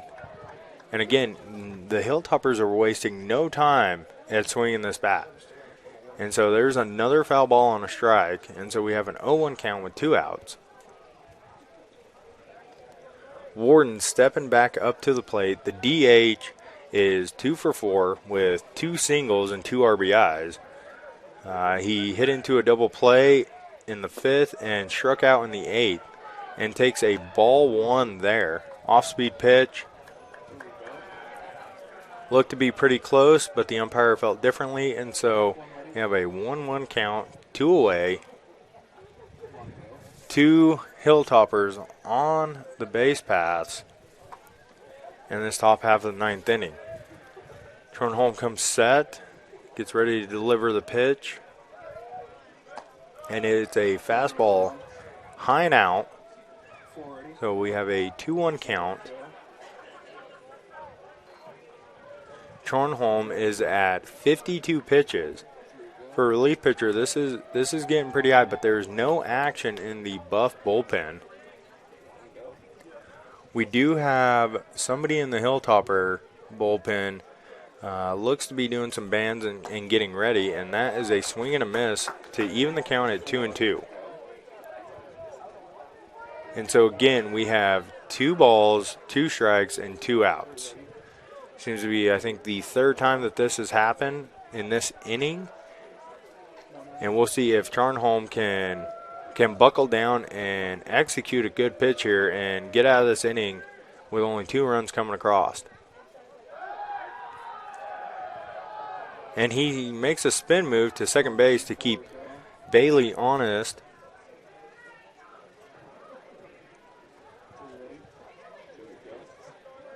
He now steps back onto the rubber, comes set, delivers the pitch, and that is another foul ball.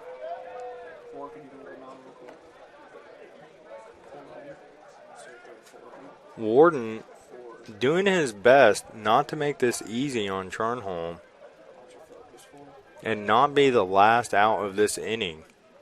Hilltoppers are leading 9-3, and Warden is looking to extend that lead some. Charnholm has a 2-2 count, delivers a pitch, and that is a ball 3. So we enter it into a full count with 2 away. And so runners on first and second should be moving here.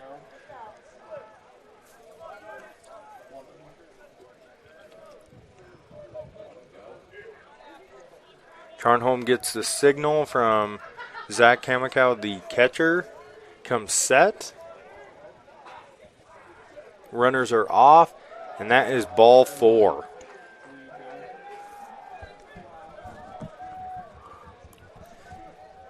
And so the Hilltoppers have bases loaded as number 7 right fielder Turner Olson, the lone senior on this starting lineup for the Hilltoppers, comes to the plate with an opportunity to extend this lead. It's a 9-3 ball game with bases loaded, and the Hilltoppers are 8 for 12 with runners in scoring position. And again, he starts off swinging. And first pitch strike with a foul ball to the backstop. This Hilltopper offense is very aggressive and does not like seeing too many balls go by that are actually worth hitting.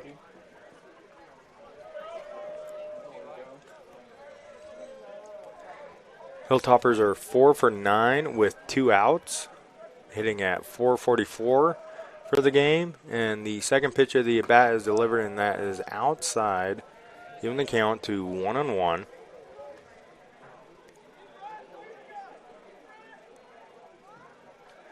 So far, the Hilltoppers are batting .500, 9 of 18 with at least a runner on board. They've only gotten 2 extra base hits, struck out 7 times with 6 walks. And again, a foul ball into the backstop. That comes close to ricocheting off and hitting catcher Zach Kamikow at home plate. If you've ever been here to Wilder Park, we have about a 50-foot backstop net that creeps up there, and it's hard to get one actually over this thing. And so there have been times where that ball hits off that net and ricochets out into the field. But we have a 1-2 count, 2 away, pitch is being delivered, and another foul ball. Olson is not going to go away easily right now with a total of 3 foul balls. And anything that is close, he's trying to put his stick on it and at least put something in play. Like I said, the Hilltopper offense seems to be very aggressive tonight. And it shows as they're leading the Buffs 9-3. We have another foul ball down the right field line.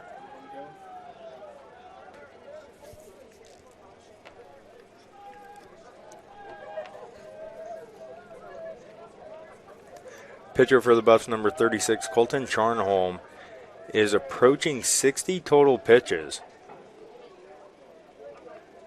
on the evening, and the umpire is in need of some additional baseballs.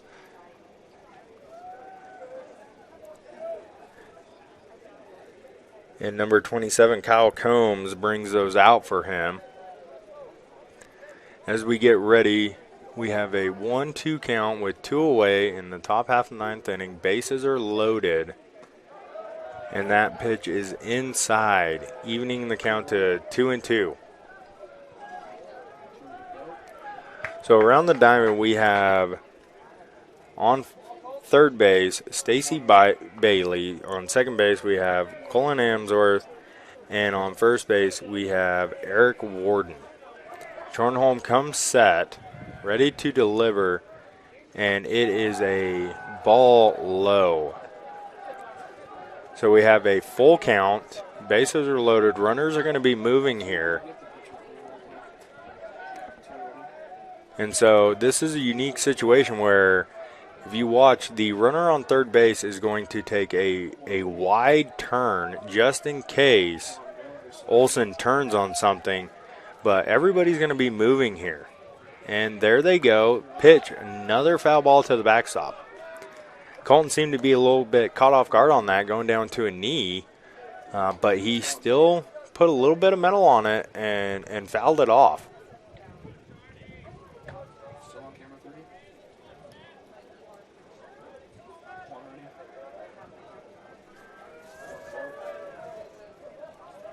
And so Charnholm comes set after receiving the signal. Full count, pitch being delivered, and that is ball 4.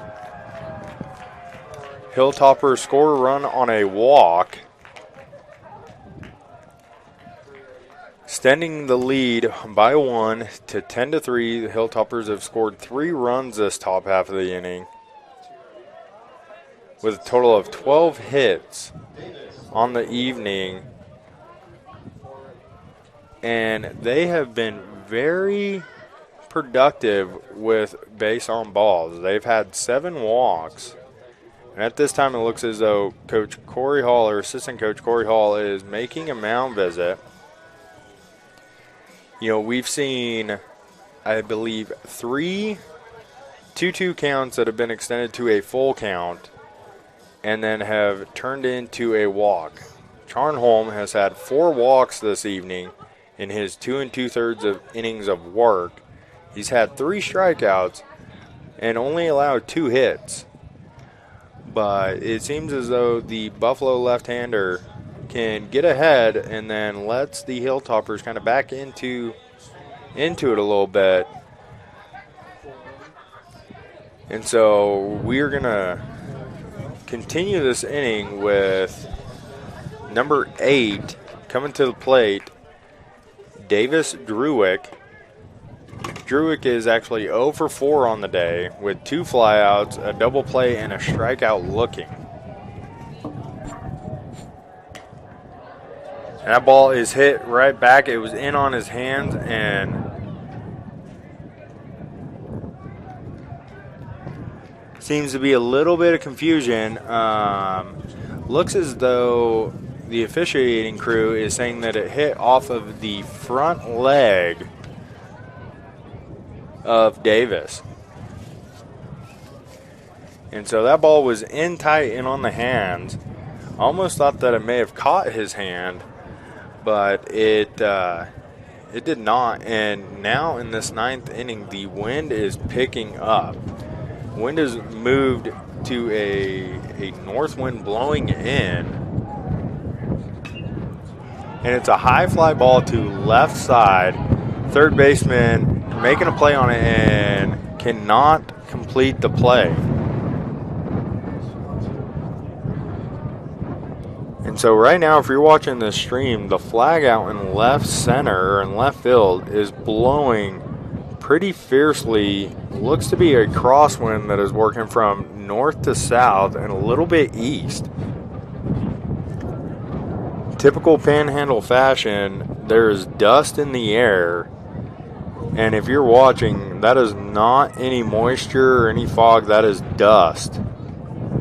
And so we have an 0-2 count, pitch delivered, that is ball number 1 to Derek Druick. And so we've got a 1-2 count with 2 outs. in the top half of the 9th inning as the Hilltoppers lead 10-3 over the Buffaloes. Tronholm comes set, delivers the pitch, and that ball is hit to second baseman Eddie Savoy. Savoy makes the play.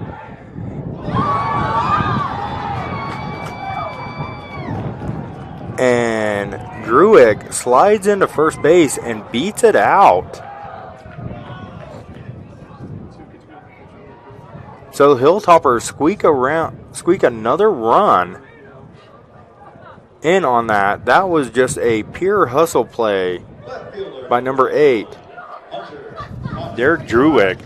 I mean, that was impressive. That should have been a pretty routine ground ball, and he hustled down the line and got there.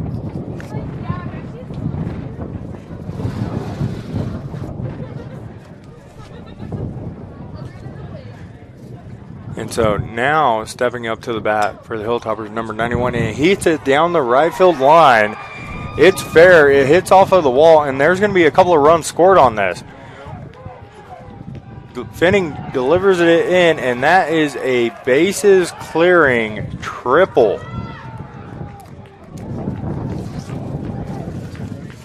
by number 91, Hunter Connor, for the Hilltoppers. He lost his helmet somewhere in between first and second base, but found a way to squeak 3 runs across on that bases clearing triple. And so the Hilltoppers are leading 14-3 over the Buffaloes. This is a big inning for the Hilltoppers, scoring 7 runs. And back to the pregame show, head coach Matt Vandenberg, the big key was limiting these big innings. And realistically, there have been 2 of them that have taken place for the Hilltoppers. Now, at bat is number 2, Morgan Allen.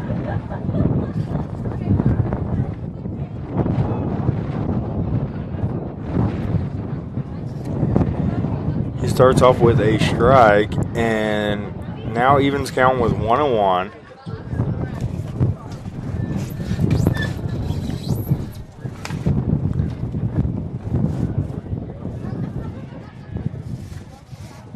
And Allen is 1 for 5 on the day with 2 runs scored, 1 RBI. He reached on an error in the first, came around to score on that, and hits a high fly ball that looked as though it was going to go straight to the first baseman, but this wind is absolutely howling, and it pulled it all the way out of the field of play.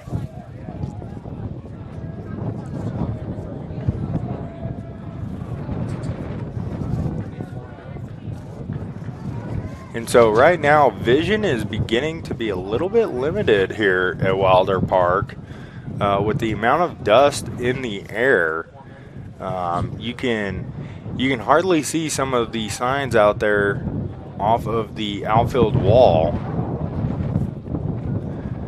But we have a 1-2 count with 2 outs in the top half of the 9th inning on St. Edwards, number 2, Morgan Allen. And that is a ball delivered. So we're going to even it up 2-2.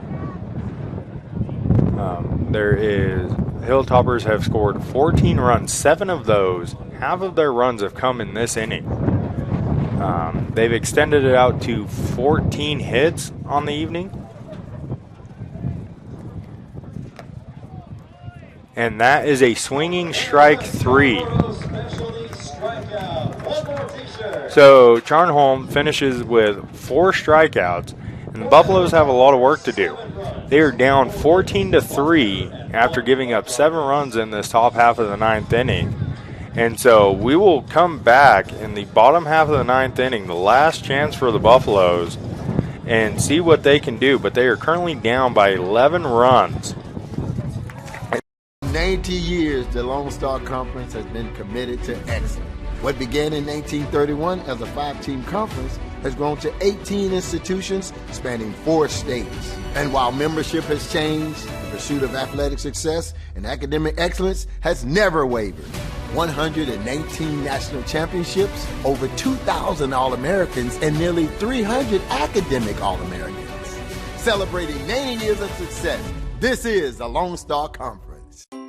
When you choose natural gas, chocolate chip cookies get a little tastier. Homes get a little cozier. Bank accounts tend to put on some weight. Towels get fluffier. Showers stay hotter for longer. And our blue planet gets a little greener. When it comes to choosing energy that's clean and efficient, nothing else could be more American. Atmos Energy, your natural gas company.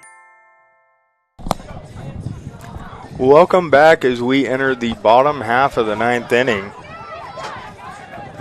The score is 14-3 as the Hilltoppers put up 7 runs in the top half of the 9th inning to double this. Coming into pitch for the Hilltoppers is number 21, Matthew Giles. Giles is a sophomore right-handed pitcher from El Paso, Texas.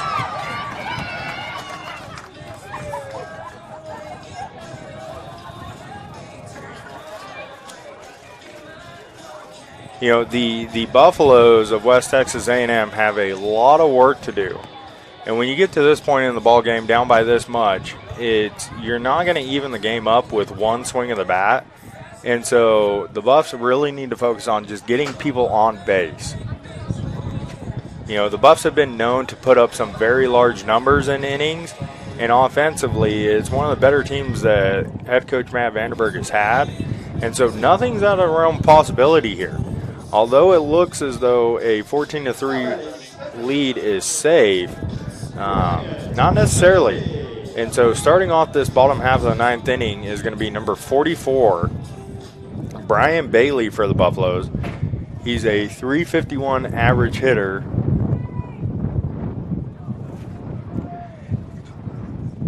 And so far on the day is 0 for 1.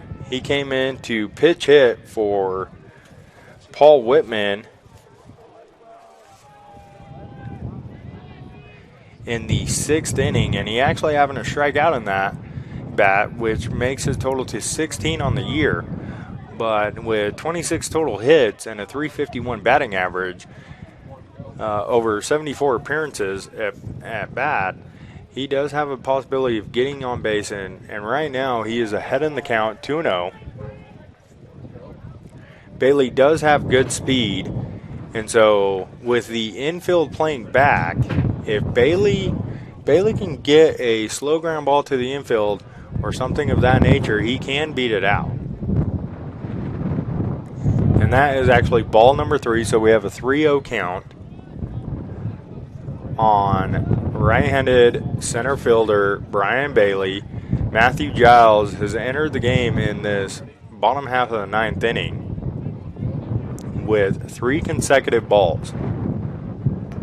And make that 4 consecutive. Now the Hilltoppers do have action in the bullpen. Looks as though somebody is starting to warm up.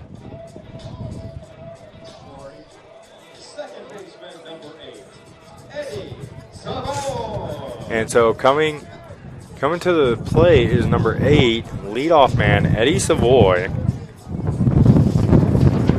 Savoy has yet to record a hit on today and has struck out 2 times. But he is a .346 average hitter with 18 doubles, 2 triples, and 3 home runs. So he does have some power, but right now what the Buffs need is people on base. And so Bailey at first, not a big lead. And for the first time tonight, Giles throws a strike. And so it's an 0-1 count with Eddie Savoy at the plate. Savoy struck out in the first, grounded out in the third, struck out in the 4th, and then flied out in the 6th. And that ball is knocked down by the wind, and another defensive play by Kyler Curlin at second base. I'm not sure exactly how many assists and putouts Curlin has had tonight, but he has seen a lot of action, and if that wind was not blowing the way that it is, that ball probably would have squeaked over his head and at least given us 2 men on and possibly a runner on the corner. But right now we have number 30, Ryan Johnson, coming to the plate. Johnson's 2 for 4, sees a first pitch strike. Johnson in the first singled. Grounded out to third base in the 3rd inning, hit a solo home run in the 5th inning, and then hit a laser line out to center field. Ooh, and that ball hits him. So Johnson's aboard by a hit by pitch. He actually leads the Buffs in hit by pitches. Not sure the exact number of those, but it seems about every other game Johnson's getting on board by a hit by pitch. And so this is going to bring up a pitch hitter for the Buffaloes, and that's going to be number 5, Jacob Butler. Butler is a .281 average hitter for the Buffs.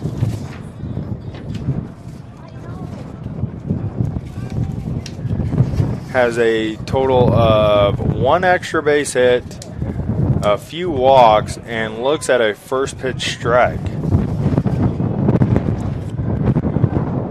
Butler comes to Canyon, Texas from Kent, Washington, played junior college baseball at Edmonds College, and the outfielder that stands 5'10", junior, looking to extend this inning some. And he's looking at a high breaking ball for ball number 1. So we got a 1-1 count with 1 out, as the Buffaloes are trailing the Hilltoppers of St. Edwards 14-3. So Giles gets the signal, comes set, delivers the pitch, and that ball is hit hard to right side, gets by the first baseman, and we have a base hit, making bases loaded for the Buffaloes. And so what the Buffaloes have needed tonight is getting people on base, and especially this inning. You know, pass the baton, get the next guy up, and see if you can chip away at this lead. And that brings to the plate third baseman, number 22, Adam Becker.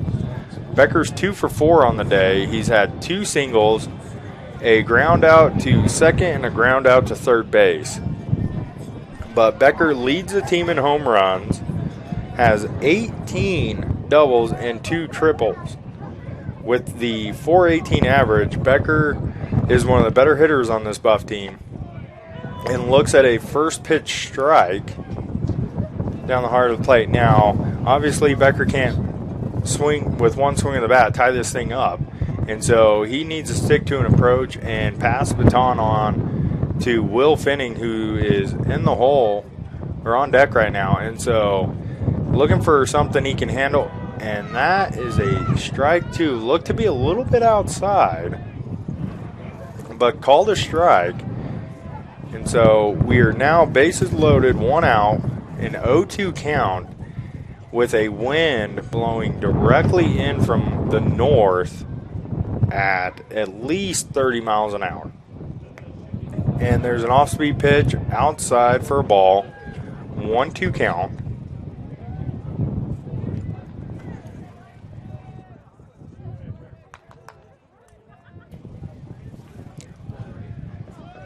Becker steps back into the box. Giles getting ready, gets a signal, comes set, delivers the pitch, and that ball goes to the backstop. But based on the situation, nobody advances. You know, give Becker an opportunity to hit the ball, put it in play, and maybe score a run or two. And with the ball bouncing off the backstop that it was, the way it did, it could have been a close play at the plate. So here in the 9th inning, we'd like to recognize MediDrive Pharmacy, the official local pharmacy of WT Athletics and Buff Nation. swing by and visit MediDrive for any of your pharmacy needs. And that ball is hit softly down the first base line for a foul ball. It hit fair right before first base, and the spin off of Becker's bat spun the ball just foul. And so we've got a 2-2 count, bases loaded, bottom of the ninth, with the Buffaloes trailing 14-3. Giles comes set, delivers the pitch, and that pitch is high for a ball 3. So we've got a full count. Brian Bailey, at third base, Ryan Johnson at second, and Butler at first. So right now we're looking for either a ball, and that ball is actually hit up the middle to center field, and that's going to score a run. Newark made a play on that, but was just not quick enough, and so the baton has been passed to Will Finning, number 15, and Becker records his third hit of the evening. So again, we have bases loaded. The Buffs are starting to chip away, added a run, and Will Finning comes to the plate hitting .376 on the year. He's 1 for 4 tonight with 2 strikeouts. His sole hit was a single in the first. I hear you're the worst commentator ever. And starts off with a ball, so it's a 1-0 count. 1-0 count as we have bases loaded again. Delivers a pitch. It is a 2-0 count now. 2-0 count. Bases are loaded after a run was batted in by Adam Becker with a soft line drive to center field that Druitt couldn't make a play on and get to fast enough. And ball to the backstop, wild pitch. Johnson's going to come in and score. And so now it is 14-5 Hilltoppers. We've got Butler on third, Becker on second, and Fenning ahead with a 3-0 count. So the Buffs are showing a little bit of life here and trying to make this game a little bit interesting with a comeback here. They've got a lot of work to do, but they are chipping away and have scored 2 runs in this inning, which is more than they've scored in any other inning. Fenning was taking all the way and has a strike delivered down the heart of the plate. So we've got a 3-1 count now. Runners on second and third. Giles on the mound, comes set. And that ball is hit to the shortstop. Shortstop makes a play on it, delivers across a diamond, but that is an RBI as Butler comes across to score, making it a 14-6 ball game with 2 away in the bottom of the ninth. Number 25, Eric Ortiz, comes to bat. We've got Becker on second base still. And Ortiz on the day is 1 for 3, has 1 strikeout and 1 walk. His single in the 8th. And we've got a first pitch ball, 1-0 count. Ortiz struck out in the first, walked in the 4th, flied out to center in the 6th, and then got a single in the 8th inning. So back up in the 9th, hoping to build off of that, and that pitch is inside. Ortiz gets out of the way. So we've got a 2-0 count. Buffaloes are still trailing 14-6 with 1 out left, but they have chipped away and scored 3 runs this inning. And Ortiz sees the first strike of the at-bat.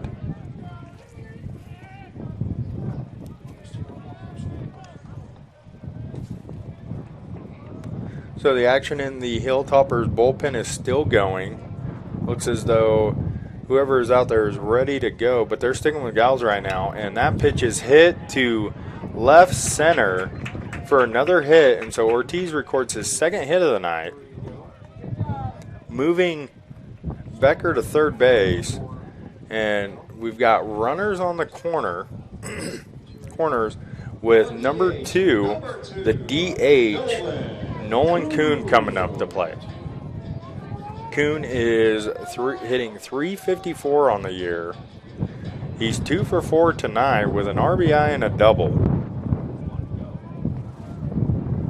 Ortiz, not known for speed, not looking to move over on first base, but the pitch is being delivered, and that is a high strike, just below the letters. And so, for the second time in this 9th inning, Giles is ahead in the count, 0-1. Second pitch, delivered, hit out to left center, and that ball is called foul. From our angle, couldn't necessarily see, and it is hard to see down that line with this wind and the dust in the air, but the home plate umpire called that a foul ball.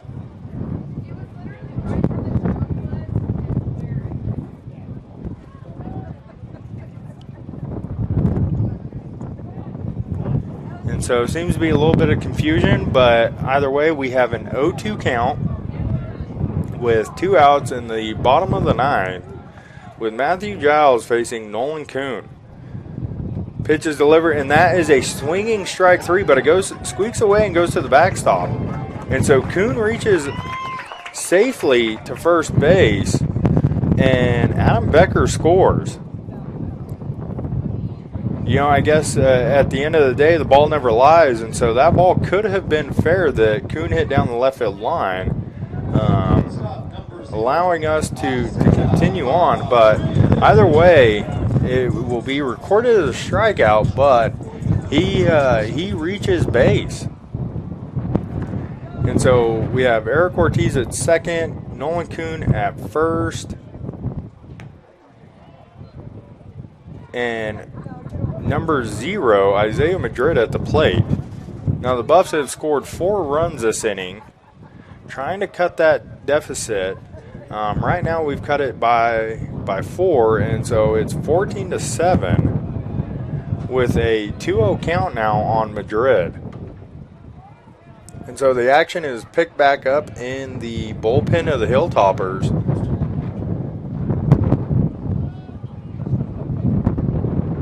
And the Buffaloes are not going quietly right now. Pitch is up again. And so we've got a 3-0 count. And Madrid will be looking to take this pitch, see if it's a walk, but I can assure you he's probably not swinging. 3-0 count, down by 7. So Giles gets ready, delivers a pitch, and that is a strike on the outside corner. So we are now to a 3-1 count in the bottom of the 9th inning. And Giles brings it back to a full count. And so runners are going to be moving here. Kuhn at first, Ortiz at second. As long as a back pick doesn't happen here, they're going to be moving, and once a pitch is delivered like that, and that is a ball 4.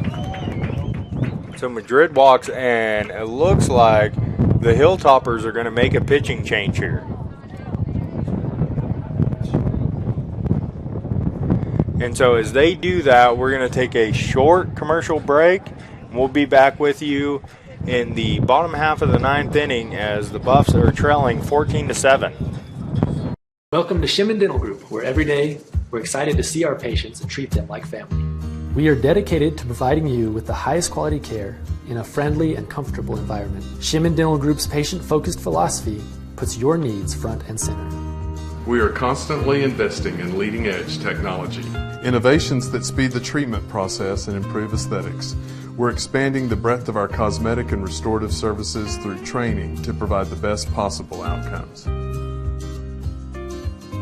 Just with the level of commitment that they show to taking care of my family and I, it's absolutely unmatched in this town, so I've been very happy with them. Brightening smiles for more than 3 decades. Contact Shim and Dillon Group for your appointment today. Deep in the heart of Texas, the prairie lies Bud Light, proudly brewed in the heart of Texas.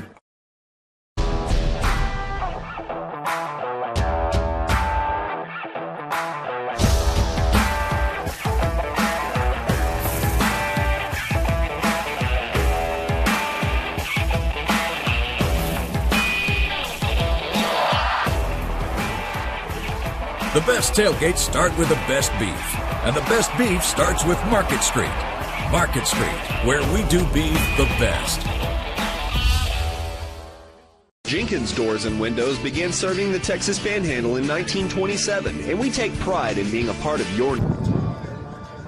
Welcome back as the Hilltoppers have number 33 Austin Exis on the mound, coming in to try to close this game out, and the first pitch he delivers is a ball. I was just informed that the cloudiness that you see at Wilder Park is actually smoke from the Santa Fe, New Mexico fires that are taking place. Not necessarily the dust, although we are used to the occasional dust storm here in the Panhandle. What you're seeing here is actually smoke from New Mexico with this wind blowing extremely hard, making it a little bit difficult to see. And so right now we've got a 2-0 count. And Brian Bailey at the plate sees the first strike come through. And the Buffaloes are chipping away at this lead. They've added 4 in this bottom half of the 9th to cut the lead to 14-7.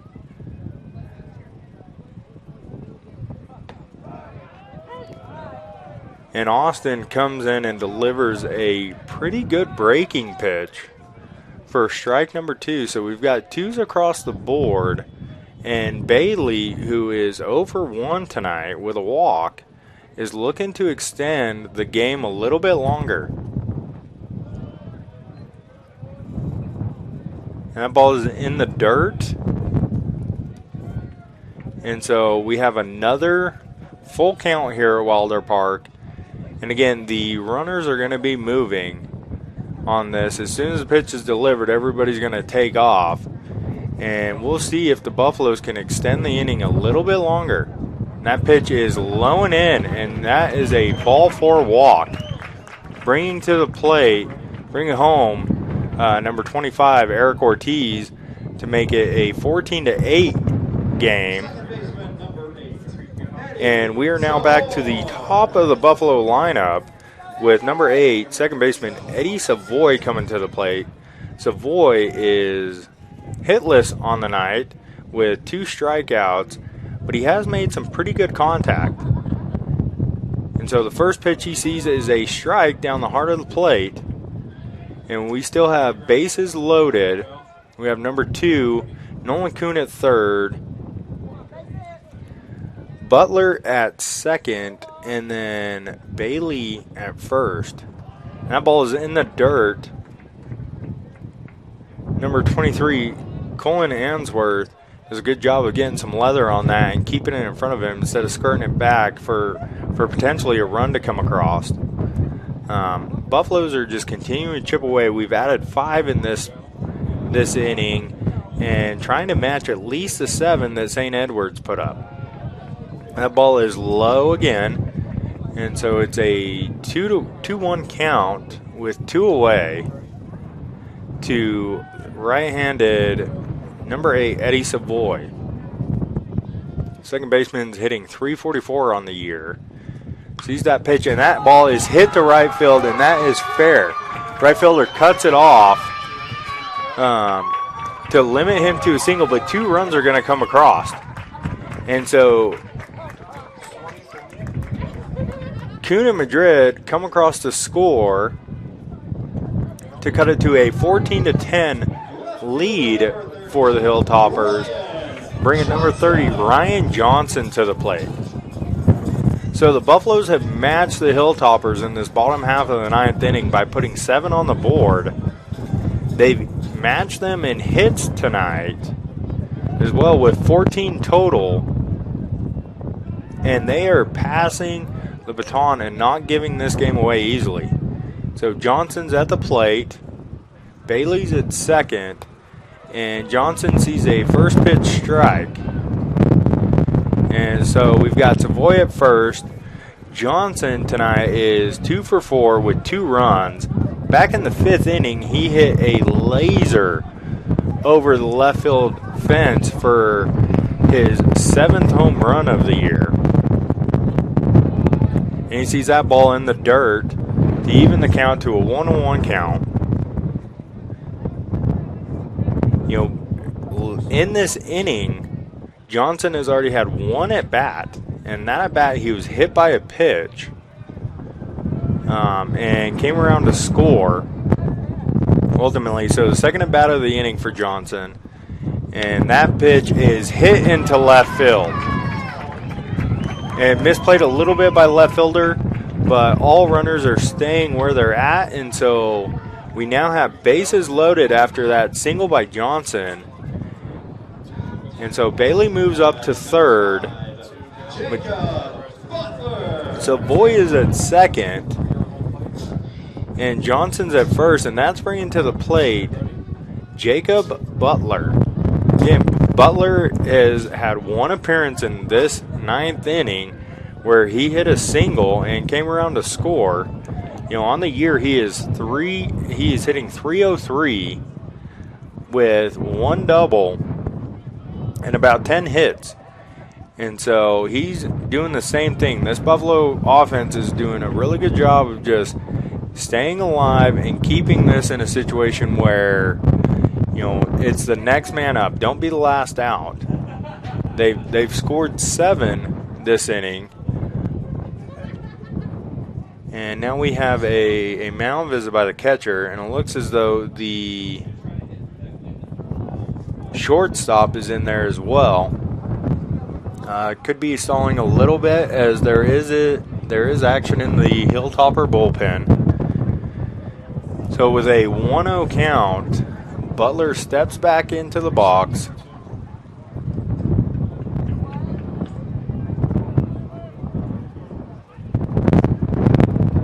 And looks to extend the inning just a little bit longer. That is an outside fastball for a strike by Austin Exis. So far, Austin has given up 2 hits tonight with 1 walk. He's only faced 3 batters.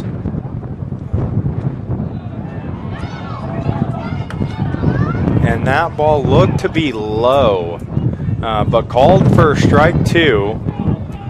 Doesn't look as though head coach Matt Vanderberg is happy with that call. So we have a 1-2 count with 2 outs in a 10-14 ball game with bases loaded, and that pitch is in the ground, and we're going to even this thing up at a 2-2 count.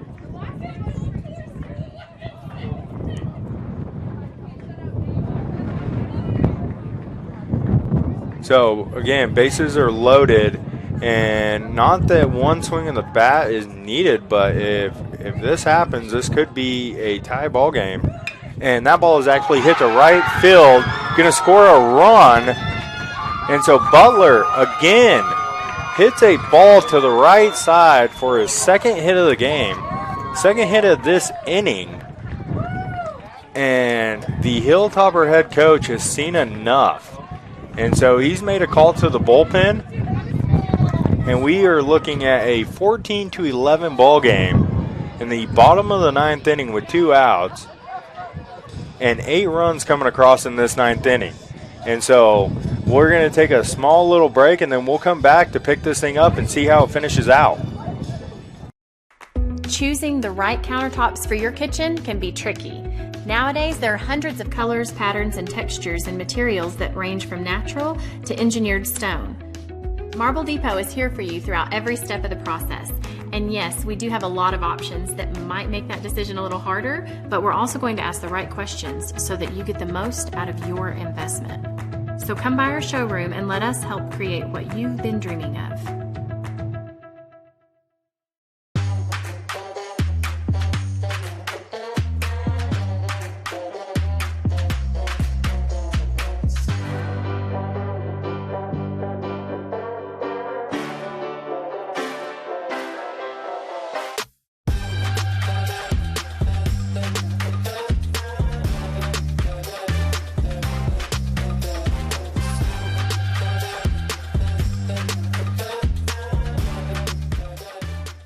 For 90 years, the Lone Star Conference has been committed to excellence. What began in 1831 as a 5-team conference has grown to 18 institutions spanning 4 states. And while membership has changed, the pursuit of athletic success and academic excellence has never wavered. 118 national championships, over 2,000 All-Americans, and nearly 300 academic All-Americans. Celebrating 90 years of success, this is the Lone Star Conference. When you choose natural gas, chocolate chip cookies get a little tastier. Homes get a little cozier. Bank accounts tend to put on some weight. Towels get fluffier. Showers stay hotter for longer. And our blue planet gets a little greener. When it comes to choosing energy that's clean and efficient, nothing else could be more American. Atmos Energy, your natural gas company. Welcome back to Wilder Park as we are still trudging through this 9th inning. The Buffaloes have scored 8 runs to cut a 14-3 ball game to a 14-11 ball game. The Hilltoppers scored 7 in the top half of the 9th, and the Buffs have scored 8. We've got bases loaded, and arguably the best hitter on this Buff offensive team, Adam Becker, at the plate.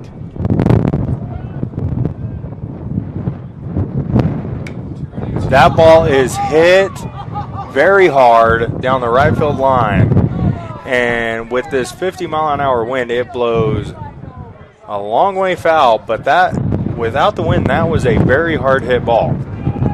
I would like to mention that on the mound for the Hilltoppers is number 10, Eric Warden. If you have been with me all night, Warden is a two-way player, so he was the designated hitter for the Hilltoppers and is now coming in to pitch. And he is making quick work. He is now up 0-2 to Becker following that off-speed foul ball. But we've got bases loaded here at Wilder Park as the Buffaloes are trailing only by 3 now. They've out-hit the Hilltoppers 16-14, and that is an off-speed pitch up in the zone to make it a 1-2 count. Now Becker is 3 for 5 on the day. He already has 1 single in this inning that resulted in an RBI. And that was a single right up the middle, a little soft line drive to the center fielder that Newark could not make the play. And there is another foul ball.